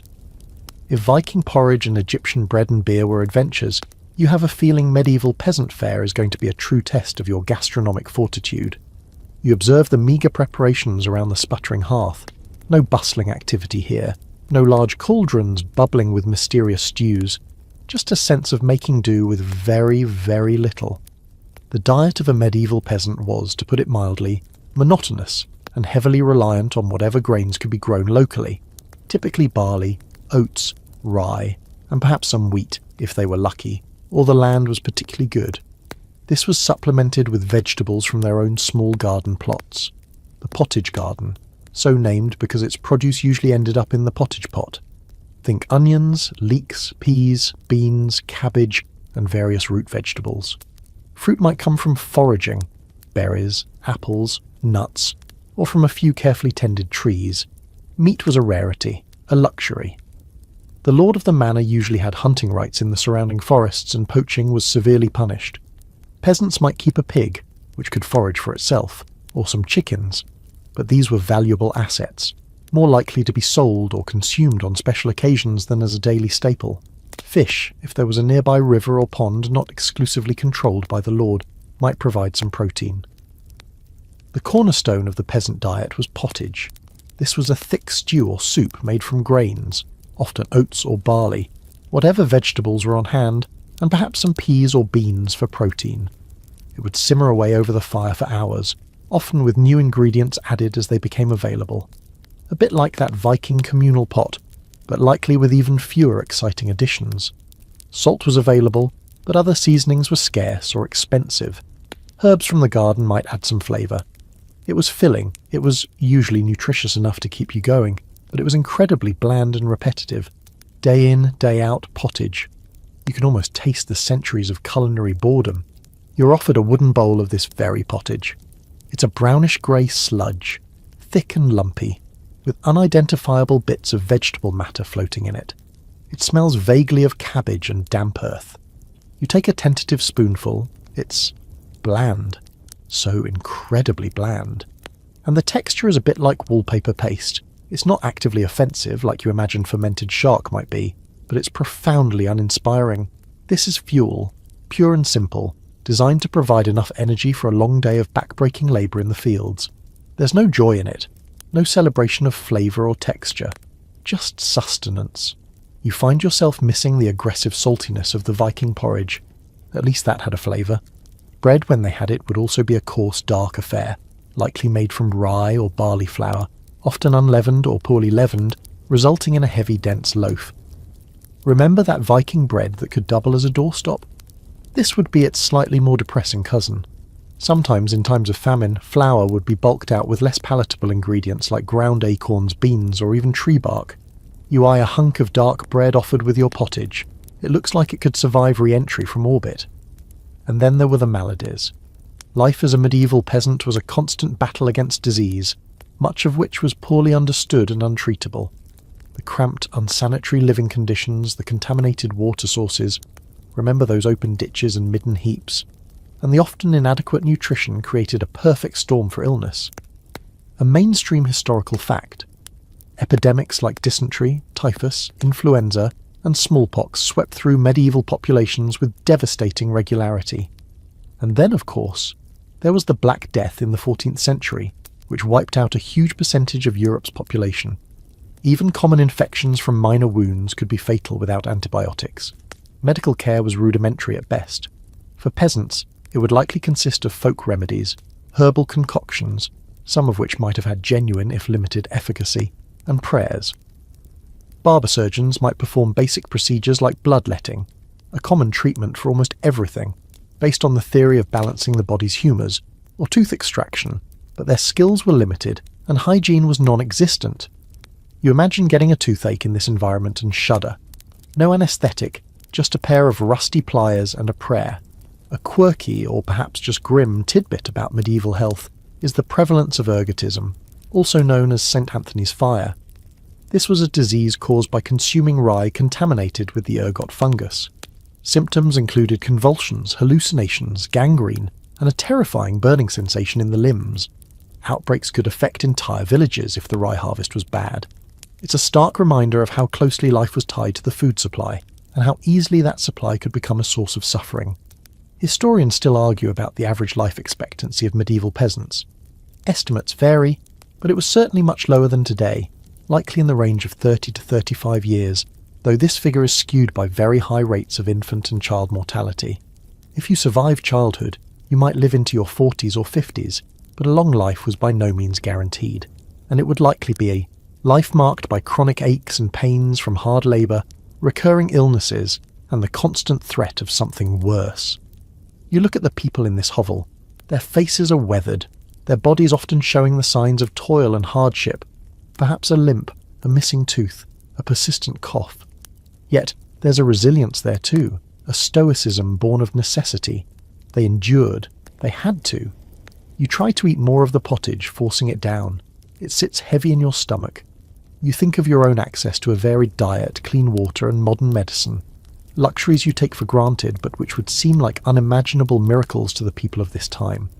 The combination of monotonous, often inadequate food, and the constant threat of rampant, misunderstood diseases paints a truly bleak picture. Your why you wouldn't last a day hypothesis is holding up remarkably well. Here, it wouldn't just be the discomfort or the labour, it would be the constant grinding fear of starvation or sickness, the sheer precariousness of existence. You'd probably succumb to a fit of existential despair before the dysentery even had a chance to get you, or maybe just expire from sheer boredom with the pottage. The damp, despair-inducing gloom of the medieval peasant hovel dissolves, and you find yourself blinking in what is, by comparison, a more bustling and architecturally ambitious environment. But don't get too excited. The air that hits you is a truly staggering concoction of smells, a complex bouquet that makes the Viking longhouse seem like a pleasantly scented candle shop. You're standing in a narrow cobblestone street, hemmed in by tall timber-framed buildings that lean precariously towards each other, almost blotting out the sky. The noise is cacophonous, the rattle of iron-wheeled carts, the shouts of street vendors, the clang of a distant blacksmith's hammer, dogs barking, children screaming, and a general hubbub of human activity. Welcome, you surmise, to the urban squalor of an early modern European city, perhaps sometime in the 17th century. Think London or Paris before Haussmann and the advent of modern sanitation. It's vibrant and incredibly smelly. The street itself is a marvel of filth. The cobblestones are slick with mud, animal droppings, horses are the main mode of transport and they are not house-trained, and household waste. There are no proper sewers. People simply toss their garbage, including the contents of their chamber pots, out of the windows into the street below, often with a cursory shout of "Gardez-l'eau," from the French "Gardez l'eau." Watch out for the water. You quickly learn to hug the walls and keep an eye on the upper windows. It's like playing a very high-stakes game of dodgeball, where the balls are, well, you get the idea. Gutters, if they exist, are open channels running down the centre or sides of the street, choked with refuse and stagnant water, emitting an aroma that could stun a yak at 50 paces. You thought the medieval peasant hovel was bad for sanitation? This is that, concentrated and amplified by thousands of people living cheek by jowl. The buildings loom over you, their upper stories often jettied out over the street, further reducing light and airflow. They are picturesque in a grimy, haphazard way, but also tinderboxes. Fire was a constant hazard in these densely packed cities built largely of wood and plaster. A stray spark from a hearth or a dropped candle could quickly lead to a devastating conflagration. You recall reading about the Great Fire of London in 1666, which destroyed a huge portion of the medieval city. Living here would mean constantly being aware of that threat. A mainstream historical fact. Urban populations in Europe grew significantly during the early modern period, but infrastructure like clean water supplies and waste disposal systems lagged far behind. This led to incredibly unsanitary conditions and made cities breeding grounds for disease.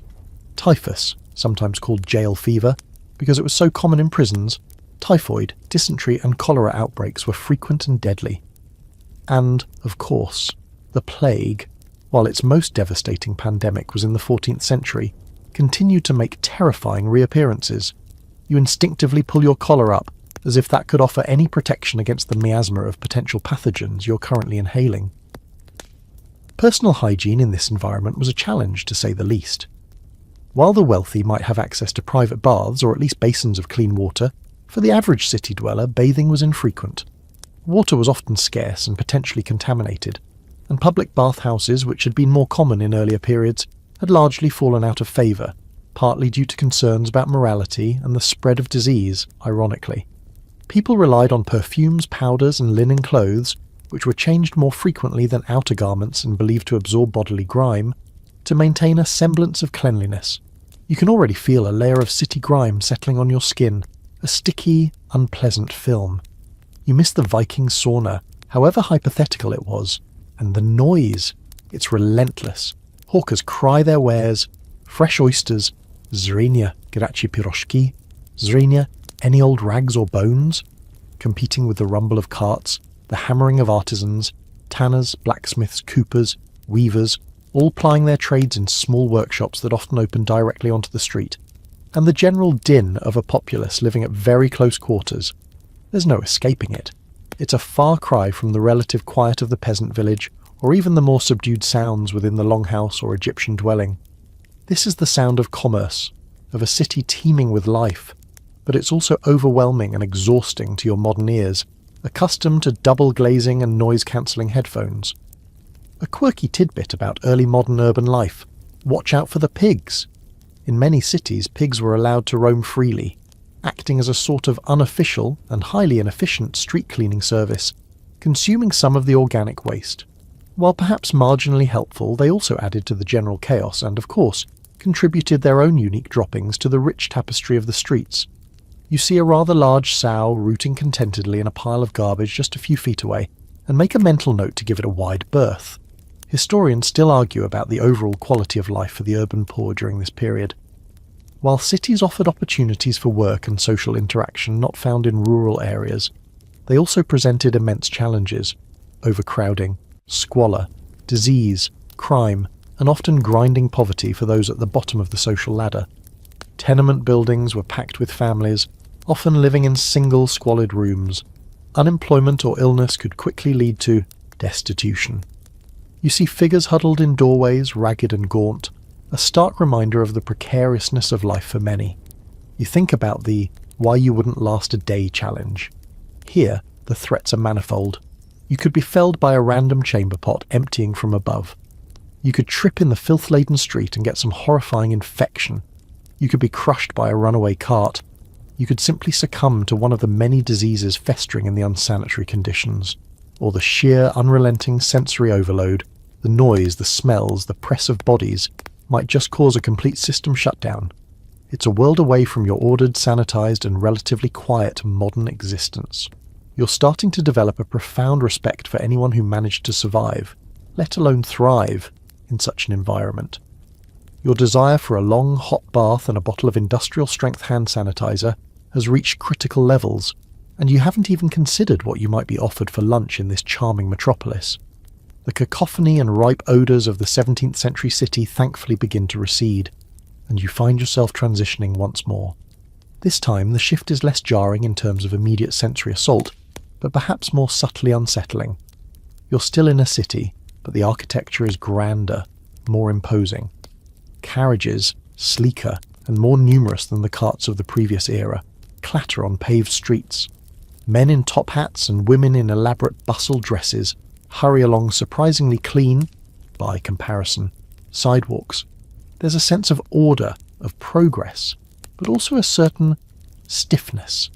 You've arrived, it seems, in the Victorian era, sometime in the mid to late 19th century. This is the age of steam, of empire, of great scientific advancement, but also of profound social contrasts and some truly bizarre notions of comfort and propriety.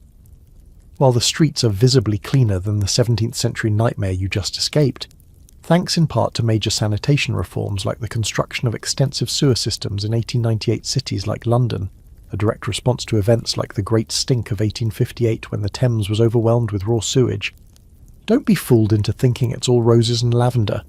Coal smoke from countless factory chimneys and domestic hearths hangs heavy in the air, creating a perpetual smog that coats buildings in a layer of soot and can, on bad days, make breathing difficult. This is the infamous pea super fog you've read about. So while you might not be dodging flying chamber pots, your lungs are still getting a historical workout. A mainstream historical fact, the Victorian era was a period of immense industrialisation and urbanisation, leading to massive population growth in cities. This created unprecedented wealth for some, but also appalling poverty and overcrowding for many others, living in sprawling slums often hidden just behind the grand facades of the prosperous thoroughfares.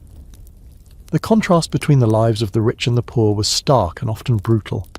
You see a wealthy family stepping from a fine carriage, dressed in expensive clothes, while just a few yards away, a ragged child with bare feet tries to sell matches. It's a disquieting juxtaposition. Let's consider the comforts, or lack thereof, within a typical middle-class Victorian home. While they might have had flushing toilets, a spreading but not yet universal marvel, and perhaps even a dedicated bathroom, heating was still primarily by coal fires in individual rooms. This meant rooms were often drafty and unevenly heated, warm near the fireplace, frigid elsewhere, and keeping those fires going and cleaning up the soot and ash was a constant, laborious task, usually performed by domestic servants. If you didn't have servants, your life would revolve around the tyranny of the coal scuttle and the hearth brush. And the clothing, oh, the glorious suffocating clothing. For women, this meant corsets that cinched the waist to an often unhealthy degree, multiple layers of petticoats, heavy skirts and elaborate bodices. Movement was restricted, breathing could be difficult, and just getting dressed was a major undertaking. Men fared somewhat better, but their formal attire of stiff collars, cravats, wool suits, and top hats was hardly the epitome of comfort, especially in warmer weather. You, in your increasingly anachronistic and travel-stained attire, feel both underdressed and blessedly unconstricted by comparison. You can't imagine trying to navigate a busy street, let alone perform any actual work, while encased in a Victorian corset. You'd probably faint from lack of oxygen before breakfast. A quirky and rather alarming tidbit from the Victorian era is the widespread use of arsenic and lead in everyday products. Arsenic was used as a pigment in green dyes for wallpaper and clothing, and even in some cosmetics and medicines. Lead was common in paint, water pipes, and even some food adulteration. The long-term health consequences of this casual poisoning were often severe, though not always understood at the time. So that lovely emerald green wallpaper in the drawing room? Potentially a toxic hazard.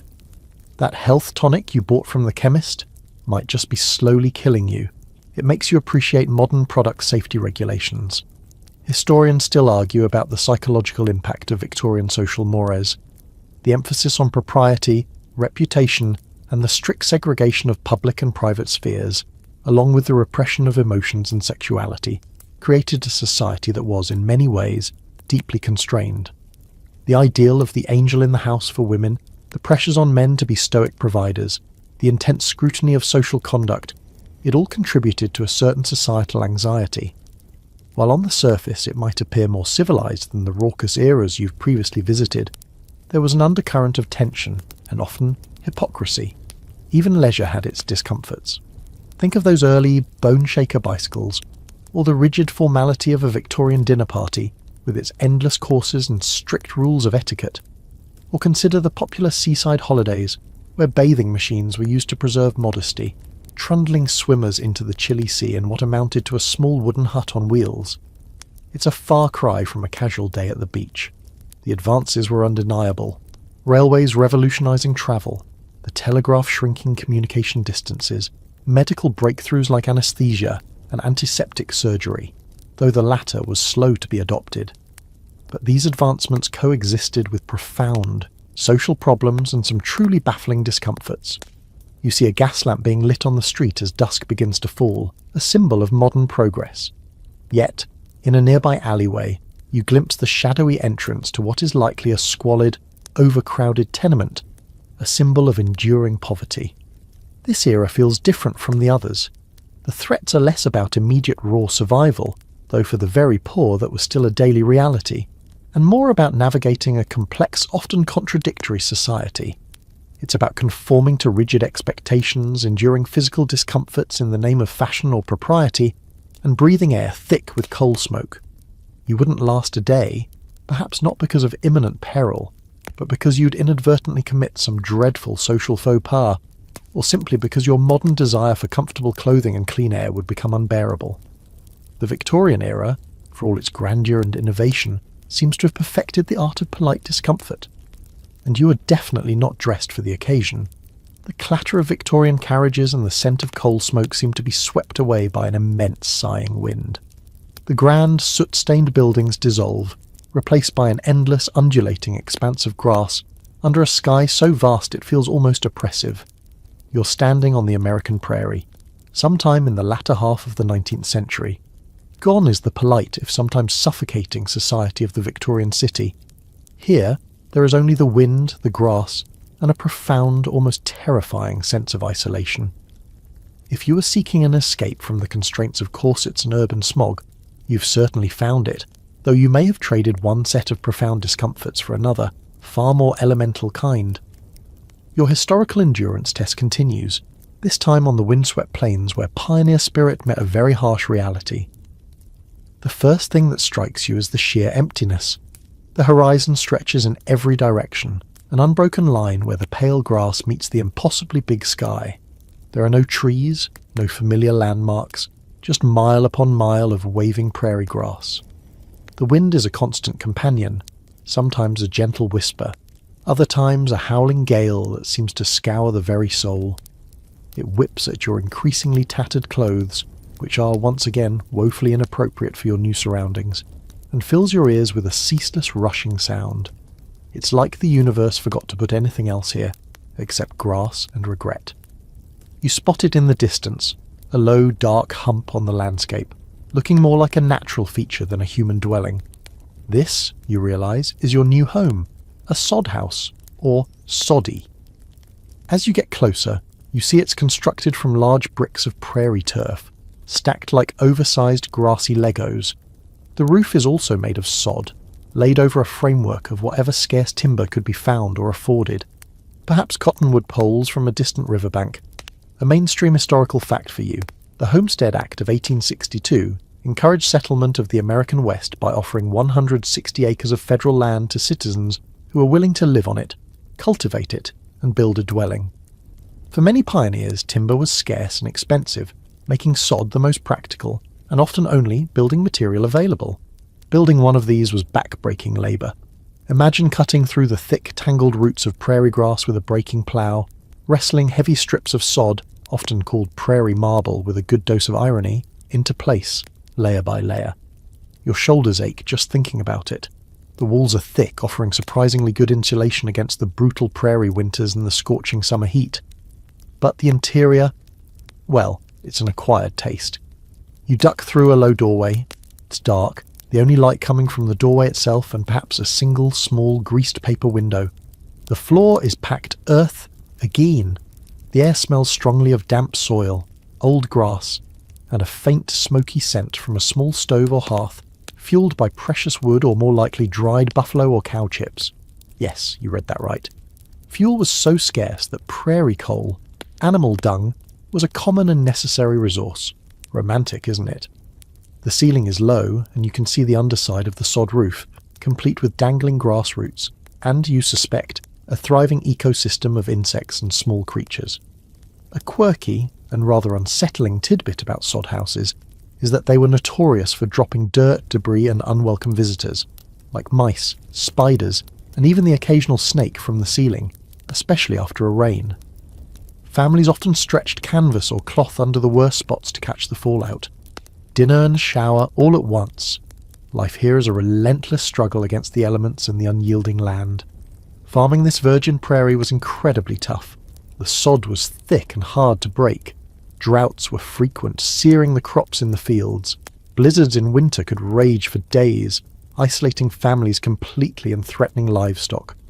Prairie fires, sparked by lightning or human carelessness, could sweep across the plains with terrifying speed, destroying everything in their path. And then there were the plagues of grasshoppers or locusts, which could descend in biblical swarms and devour an entire season's crops in a matter of hours. It's like Mother Nature was actively trying to discourage settlement, throwing everything she had at these determined, or perhaps just desperate, pioneers. Daily chores would be endless: hauling water from a distant well or creek, tending the small vegetable garden, if you were lucky enough to get one established, caring for the few animals you might own, mending clothes, grinding corn, preparing meagre meals from a limited pantry of flour, salt pork, and whatever you could grow or hunt. There's no popping down to the shops for a forgotten ingredient. The nearest neighbour might be miles away, the nearest town a day's journey or more.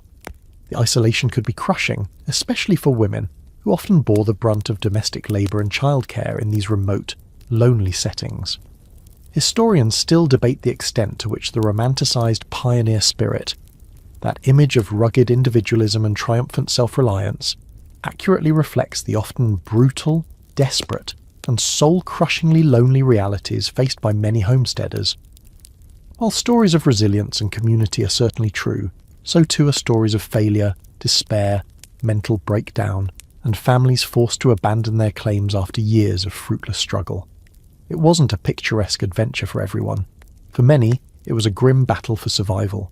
You imagine the long winters, cooped up in this small, dark, earthy space, the wind howling outside, supplies dwindling, or the scorching summers, the sun beating down relentlessly, the air thick with dust, the constant fear of drought. You think about the lack of medical care, the nearest doctor perhaps 100 miles away. A simple injury, a common illness, could become a life-threatening crisis. You wouldn't last a day. You'd probably take one look at the endless horizon, the complete lack of Wi-Fi, and the prospect of collecting buffalo chips for fuel, and immediately demand to be returned to the relative comforts of the Victorian smog. At least there you could get a newspaper. This is a different kind of hard, a solitude and self-reliance that your modern, hyper-connected soul finds deeply intimidating. The prairie offers little comfort, only the stark demand to endure.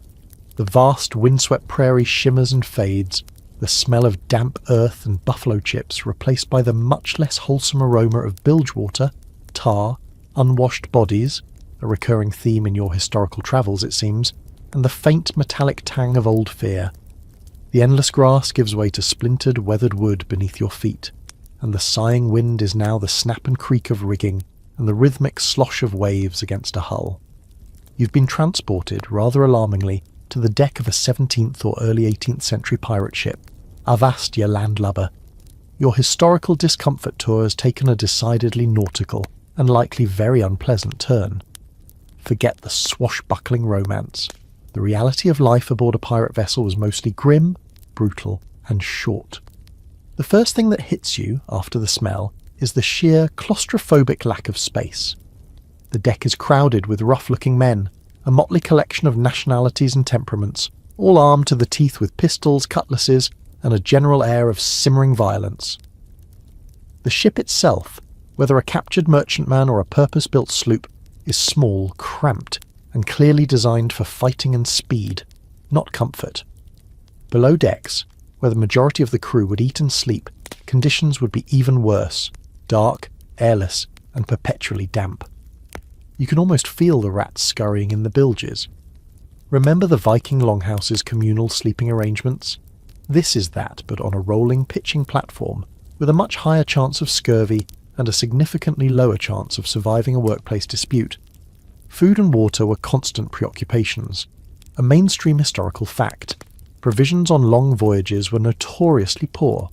Drinking water, stored in wooden casks, quickly became slimy and foul. Food consisted mainly of salted meat, beef or pork, so heavily brined it was almost inedible, often referred to as salt horse. Hardtack, a dry, incredibly hard biscuit, frequently infested with weevils. Sailors joked about eating them in the dark so you couldn't see what else you were consuming, and perhaps some dried peas or beans. Fresh food was a rare luxury, usually only available immediately after raiding a ship or landing ashore. This poor diet led inevitably to deficiency diseases like scurvy, caused by a lack of vitamin C, which resulted in rotting gums, open sores, and eventually death. You eye a barrel labelled biscuits, with deep suspicion, and make a mental note to politely decline any culinary offerings. Your teeth already feel a bit loose just thinking about it. Then there's the hygiene, or rather, the almost complete lack of it. Bathing was infrequent, if ever. Fresh water was too precious to waste on washing. The heads, the ship's toilets, were often just platforms or seats extending over the side of the ship, usually near the bow, offering a very public and often very splashy experience, especially in rough seas. With dozens, sometimes hundreds, of men crammed into a small vessel for months on end, with no laundry facilities and minimal personal cleanliness, the stench must have been overpowering, and of course this environment was a paradise for lice, fleas, and disease. Typhus, again, dysentery and various fevers would sweep through a ship's crew with deadly efficiency. You suddenly feel an intense nostalgia for the relatively benign grime of the prairie sod house. Discipline aboard a pirate ship, while perhaps less formally structured than a naval vessel, could be incredibly brutal.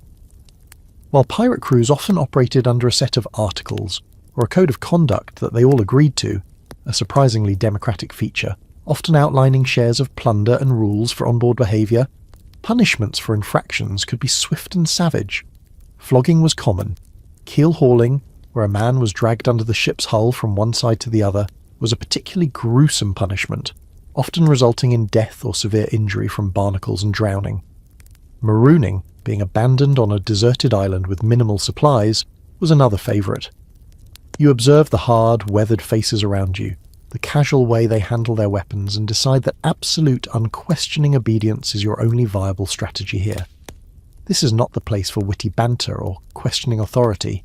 A quirky, though grim, tidbit about pirate life is the constant threat from within. While united against their prey, pirate crews were often volatile collections of desperate men. Disputes over plunder, accusations of cheating, or simple personality clashes could easily erupt into violence. Trust was a fragile commodity. The captain, often elected by the crew, ruled by a combination of charisma, ruthlessness, and the ability to deliver results, i.e., successful raids. A captain who failed to bring in loot, or who was perceived as unfair, could quickly find himself facing a mutiny. It's like a high-stakes corporate environment, but with more cutlasses and fewer HR complaints. Historians still argue about the true motivations and character of the average pirate. Were they all bloodthirsty villains, or were some driven by desperation, escaping harsh naval discipline or poverty? The reality is likely a complex mix. Many were undoubtedly hardened criminals, but others may have seen piracy as a form of rebellion, or simply the best available option in a brutal world. Regardless of their motivations, their lives were almost invariably short and violent. The average career of a pirate lasted only a few years, ending in battle, shipwreck, disease, or at the end of a hangman's rope. You cling to a railing as the ship pitches and rolls, the decks slick with sea spray and who knows what else. The noise is a constant assault. The creak of timbers, the roar of the wind in the rigging, the shouts of the crew, the crash of waves. There is no peace, no quiet, no escape. And always, there's the underlying tension, the knowledge that at any moment you could be plunged into a desperate, bloody battle for your life, or succumb to some foul disease in a cramped, stinking hammock. You wouldn't last a day. You'd probably be seasick within the first hour, incapacitated by the smell within 2, and either thrown overboard as useless or dead from sheer terror before sunset. Your appreciation for dry land, stable flooring, and non-weevil infested food is growing exponentially. The pirate life is definitely not for you. The pitching deck of the pirate ship and the stench of the high seas dissolve, and you find yourself on solid, sun-baked earth once more. But this is no windswept prairie. The air is hot, dry, and carries the scent of dust, sweat, and something else. A faint coppery tang that makes the hairs on the back of your neck prickle. You're in a large sandy enclosure surrounded by high walls. Other men, stripped to loincloths, their bodies glistening with sweat and marked with scars, are engaged in strenuous, repetitive exercises, practicing with wooden swords, lunging at straw dummies, wrestling in the dust. The atmosphere is one of brutal discipline and barely suppressed aggression. You've landed, it seems, in a ludus, a Roman gladiator school. Your historical discomfort tour has just taken a turn towards a very specific, very deadly form of entertainment, and you, my friend, look like fresh, untrained meat. The life of a trainee gladiator or tiro was one of unremitting hardship and constant danger.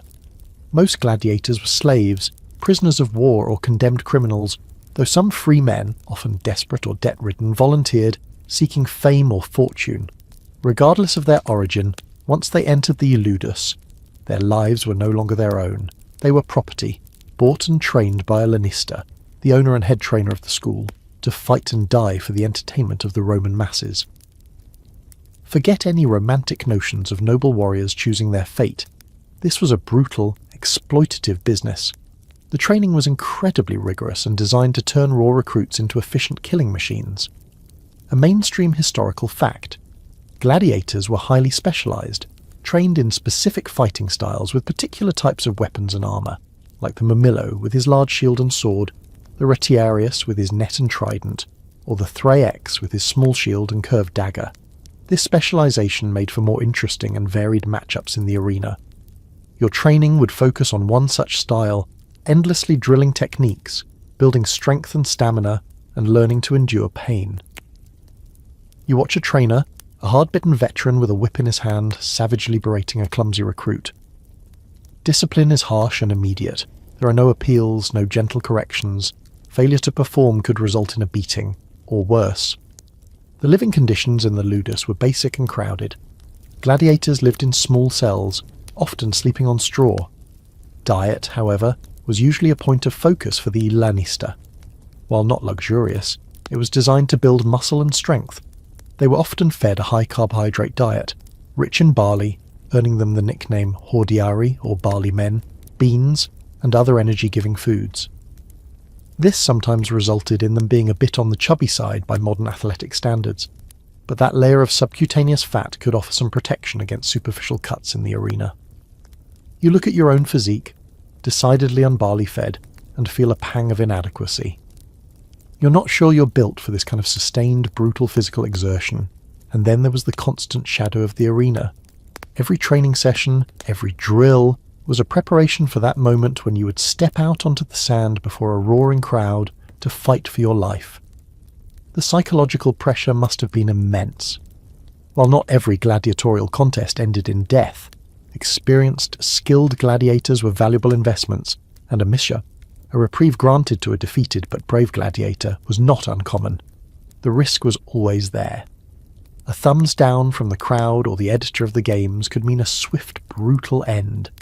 You imagine the roar of the Colosseum, the smell of blood and fear, and a cold dread settles in your stomach. A quirky, though rather morbid tidbit about gladiator schools is the collegia, or brotherhoods, that often formed among the gladiators. Despite being trained to fight each other, these men, living and training in close, harsh conditions, often developed strong bonds of camaraderie and mutual support. They might contribute to burial funds for fallen comrades, or look out for each other within the brutal confines of the ludus. It's a poignant reminder of humanity finding ways to assert itself even in the most dehumanizing circumstances. Historians still argue about the exact odds of survival for a gladiator.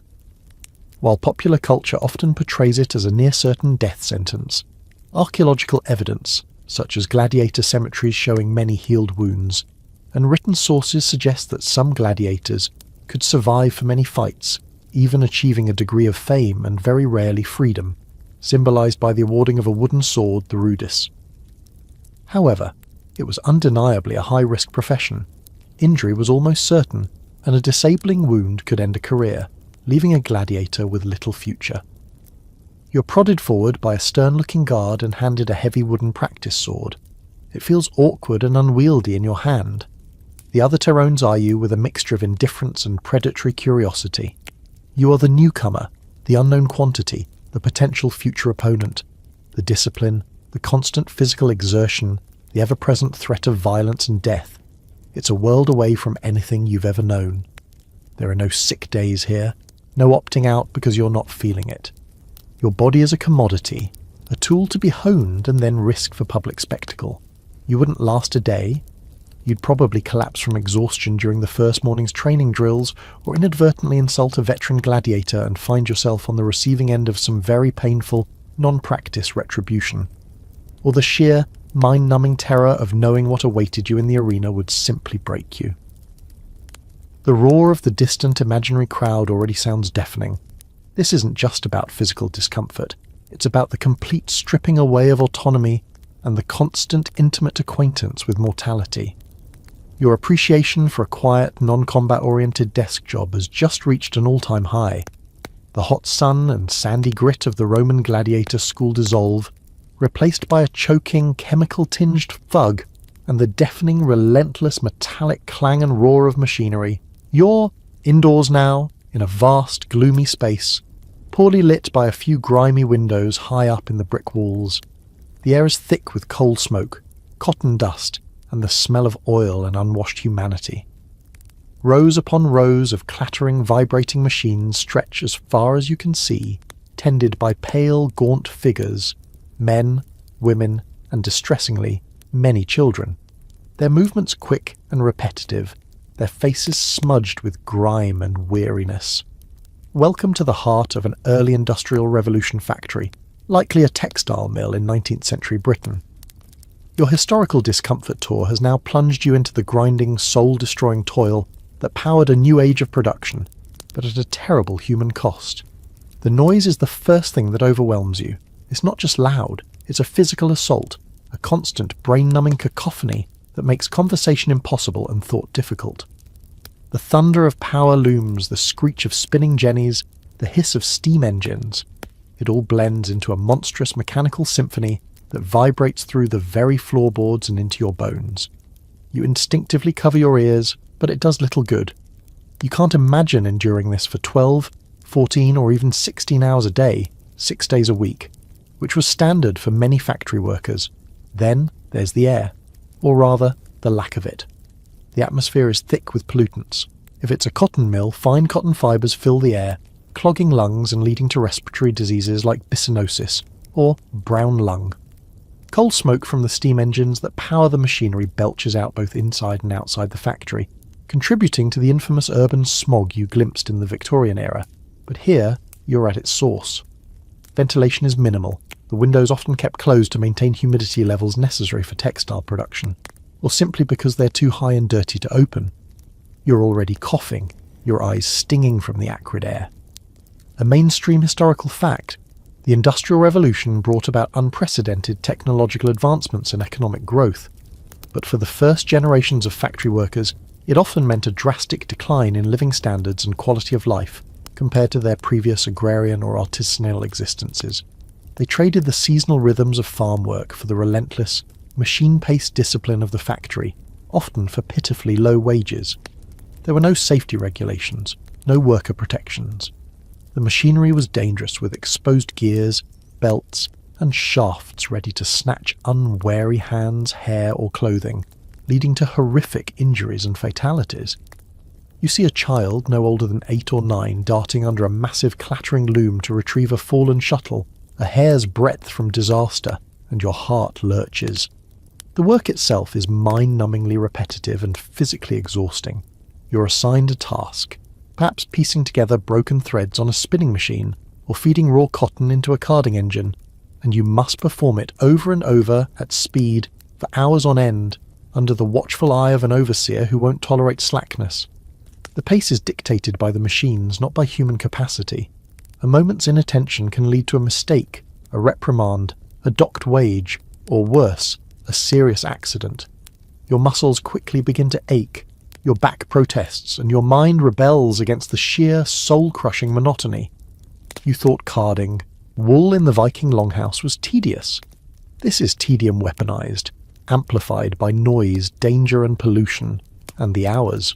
Oh, the hours. The factory whistle would blow before dawn, summoning workers from their squalid, overcrowded slum dwellings, often located right next to the factory enveloped in its smoke and grime. They would toil until well after dusk, with perhaps a short break for a meagre meal, eaten amidst the noise and filth of the factory floor. There was no concept of a weekend as you know it, perhaps only Sunday off, and often not even that during busy periods.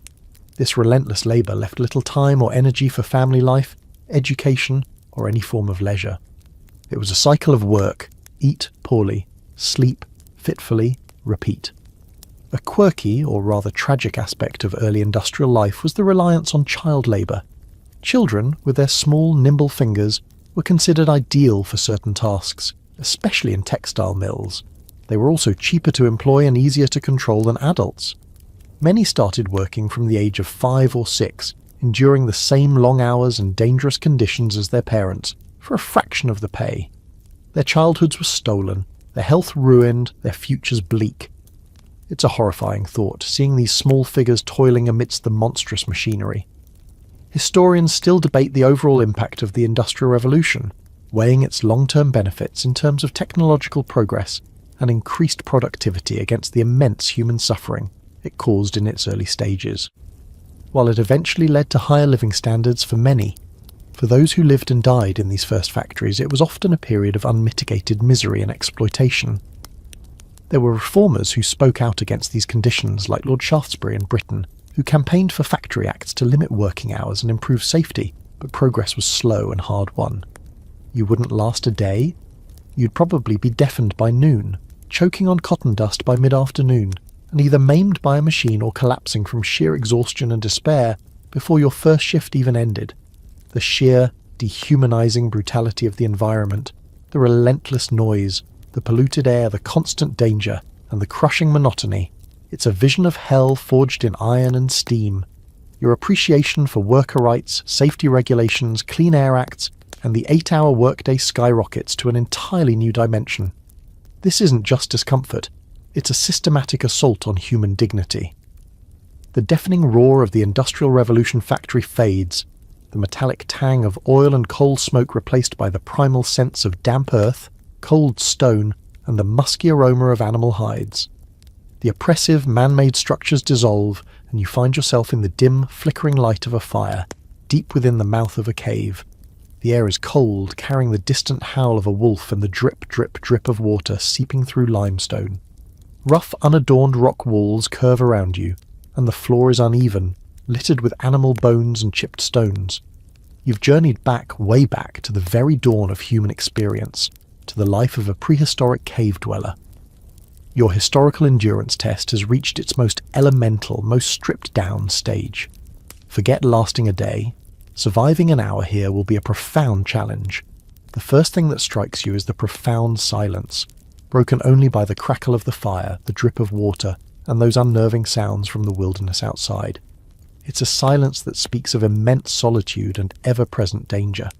The comforts of even the most basic historical societies you've visited, the Viking longhouses' communal warmth, the Egyptian villages' shared labour, even the medieval peasants' meagre but established community, are utterly absent here. You are, or at least feel, profoundly alone, reliant on nothing but your own wits, and the most primitive of tools for survival. Shelter is this cave. It offers protection from the worst of the elements, the biting wind, the snow, the rain, and a defensible position against predators. But it's also damp, cold, and utterly without modern amenities. No central heating, no running water, except for that irritating drip, no comfortable Axminster carpet, just cold, hard rock. The fire is the heart of this existence, providing not only warmth and light, but also a means to cook food, if you can get any, and deter the things that lurk in the darkness beyond its flickering glow. Keeping that fire going is a constant, critical task. Running out of fuel isn't an option, a mainstream historical fact. For vast stretches of human prehistory, the Paleolithic or Old Stone Age for instance, which lasted for millions of years, our ancestors lived as hunter-gatherers, relying on foraging for edible plants and hunting wild animals for sustenance. They lived in small nomadic groups, following animal migrations and seasonal food sources, often using caves or rock shelters as temporary or seasonal homes. Their lives were intimately tied to the natural world, a world that was both provider and constant threat. Food acquisition is the primary all-consuming daily struggle.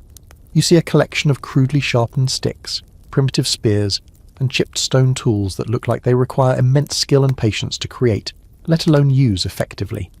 Hunting would involve tracking animals, often large and dangerous, mammoths, bison, cave bears, using stealth, cooperation, if you're part of a small band, and a deep understanding of animal behaviour.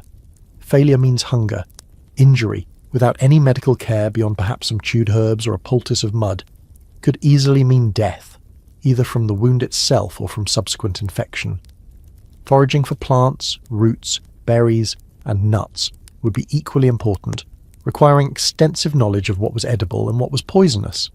You look at your own soft hands, utterly unsuited for napping flint or digging for tubers, and feel a profound sense of uselessness. Your survival skills honed by navigating supermarket aisles and online ordering are hilariously inadequate here.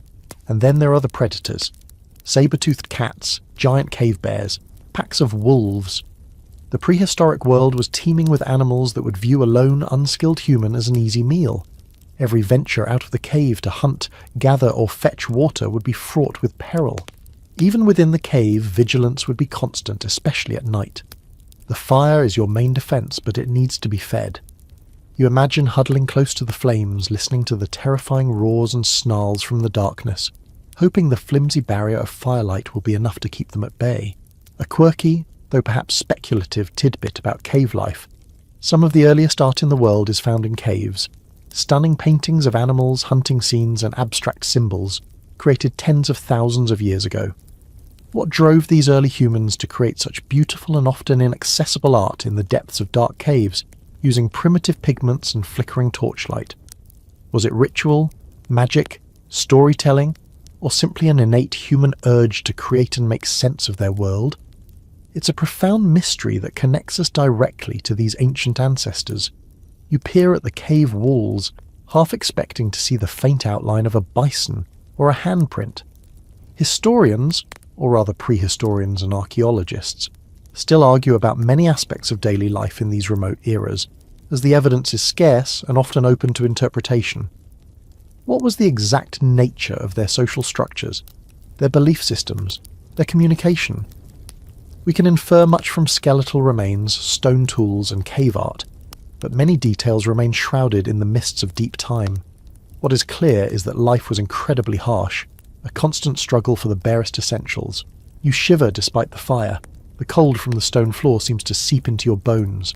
Your modern clothing, which has now been through a Viking longhouse, Egyptian heat, medieval damp, urban grime, Victorian smog, prairie winds, pirate ships, gladiator schools and factory pollution, is practically disintegrating and offers no protection against this primal chill. You are hungry, you are cold, you are probably terrified, and you are acutely aware of your own fragility. There are no easy meals, no secure shelters beyond this cold stone, no guarantees of surviving the next hour, let alone the next day. You wouldn't last a day. You'd likely be dead before your first prehistoric sunrise, eaten by a cave hyena, frozen in your sleep, or perhaps just succumbing to a fatal bout of despair at the sheer, overwhelming bleakness and a sudden, intense craving for a hot shower and a pizza. This is survival in its rawest, most uncompromising form. Every breath, every small success would be a victory. And it makes all the other historical discomforts you've endured seem like minor inconveniences by comparison. Your journey through time has brought you to the very bedrock of human existence, and it is a profoundly humbling and terrifying place to be. The primal chill of the prehistoric cave and the flickering firelight begin to recede, the distant howl of a wolf fading into a gentle, almost imperceptible hum.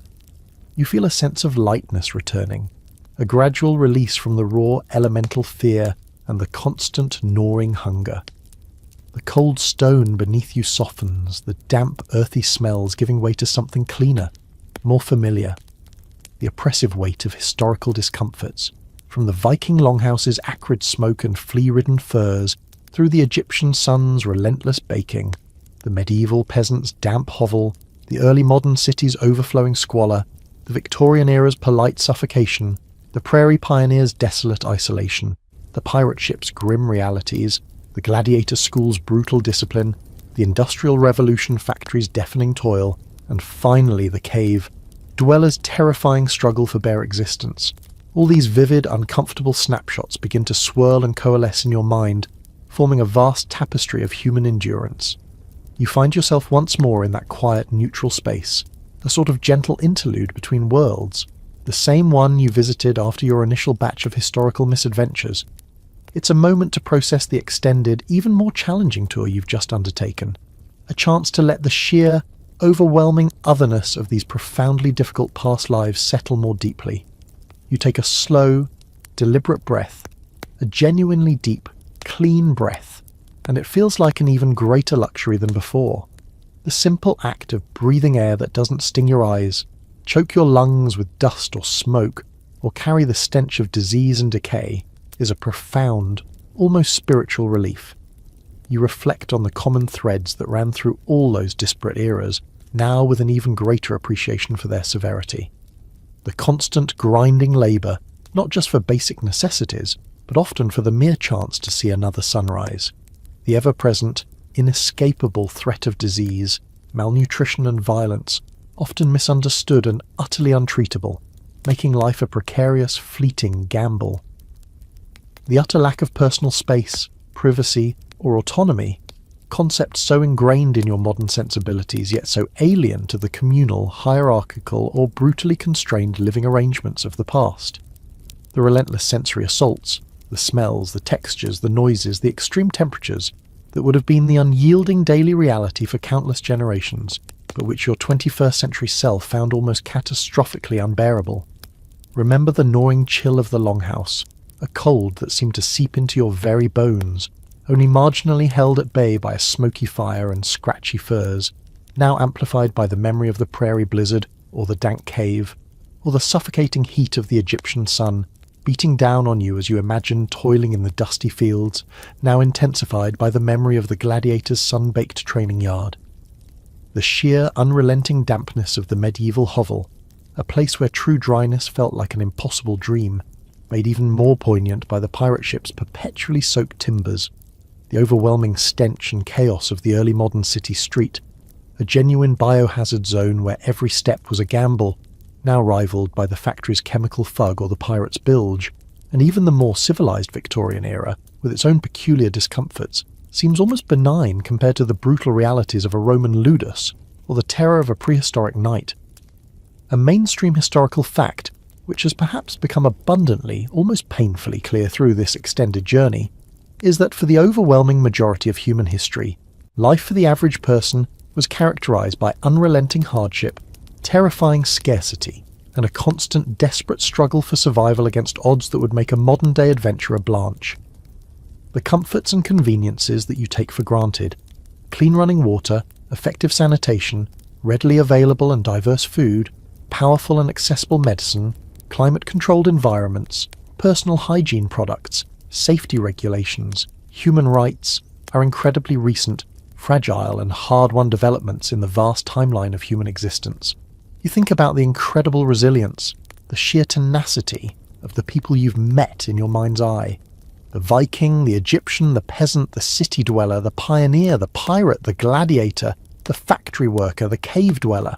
They weren't somehow inherently tougher than you in a purely biological sense, but they were conditioned from the moment of their birth to a level of pervasive hardship, danger, and discomfort that is almost impossible for you to truly comprehend. Their baseline for normal, for what constituted an acceptable day, was so vastly, fundamentally different from yours. A quirky, overarching tidbit from this entire sprawling journey might be the simple, crushing realization of how much effort and risk went into just existing, into merely staying alive. Every mouthful of food, every piece of crude clothing, every moment of relative warmth or shelter was the result of direct, often perilous human labour and a good measure of luck. There were no safety nets, no guarantees, no easy options. This constant, unyielding struggle shaped their bodies, their minds, their communities, and their perception of the world. Historians, archaeologists, and anthropologists will continue to argue, to discover, and to reinterpret the nuances of daily life in these past eras. But the broad strokes, painted now with even more vivid and harrowing detail, remain starkly clear. Life was hard. Life was often brutally short, and life was, by your modern standards, an almost unimaginable litany of discomforts and dangers. Your extended imaginary foray into these worlds, your not lasting a day, or even an hour in some cases in each, has hopefully fostered not a sense of superiority, nor a morbid fascination, but a profound, almost overwhelming sense of gratitude.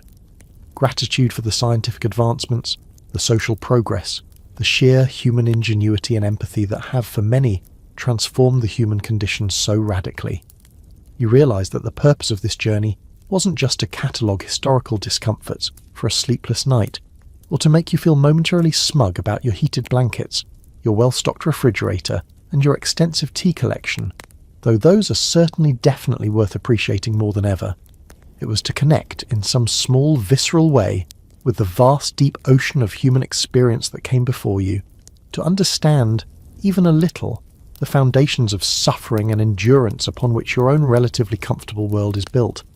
It's a stark reminder that progress is not linear or inevitable, and that the comforts and freedoms you enjoy are precious, potentially fragile, and were bought at a very high price by those who came before. You feel a new, almost reverent appreciation for your soft bed, your quiet room, the easy availability of a hot shower, the miracle of antibiotics, and the simple, glorious, unadulterated fact that you don't have to fight a cave bear for your breakfast, or worry about being keel-hauled for looking at the captain the wrong way. As these thoughts settle, a deep sense of weariness washes over you, a profound exhaustion, but it's a strangely peaceful weariness, the kind that comes after a long, arduous and deeply thought-provoking journey, the kind that signals an undeniable readiness for genuine, untroubled and profoundly grateful rest. The ghosts of Vikings and Egyptians, of peasants and pioneers, of pirates and gladiators, of factory workers and cave dwellers begin to fade. Their smoky, dusty, damp, dangerous reality is receding as your own comfortable, blessedly safe present reasserts itself with gentle insistence.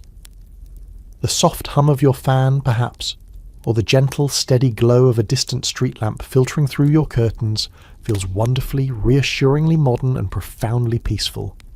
The trials of the longhouse, the stench of the medieval street, the oppressive heat of the Nile, the grinding toil of the factory, the primal fear of the cave, these are now just fading echoes, stories to lull you into an even deeper appreciation of your own quiet, clean, and comfortable sanctuary. You can let go of the need to chop wood for the fire, or fight for your share of weevil-infested hardtack, or worry about the contents of the chamber pot being emptied from the window above. No pottage, no salt horse, no desperate foraging awaits you for breakfast, unless you happen to be a particularly adventurous and historically committed chef with a penchant for extreme culinary reenactment. Your eyelids feel exceptionally heavy now, the accumulated weight of centuries of imaginary hardship and historical empathy pressing them gently, irrevocably closed. The images of those past lives, once so vivid and demanding, now soften and blur, becoming like half-forgotten, distant dreams, their sharp edges smoothed by the balm of your present comfort.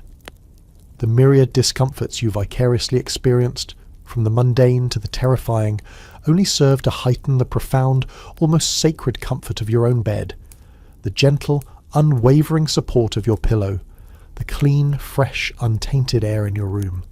You're safe, you're warm, you're blessedly, wonderfully free from the immediate, pressing, life-or-death concerns that shape the days and nights, the very existence of those who came before.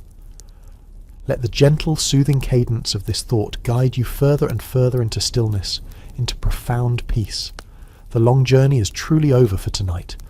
Allow yourself to drift, to float, to sink into a truly restful, deeply appreciative and well-deserved slumber, wrapped in the quiet, unassuming and now deeply cherished luxury of the now.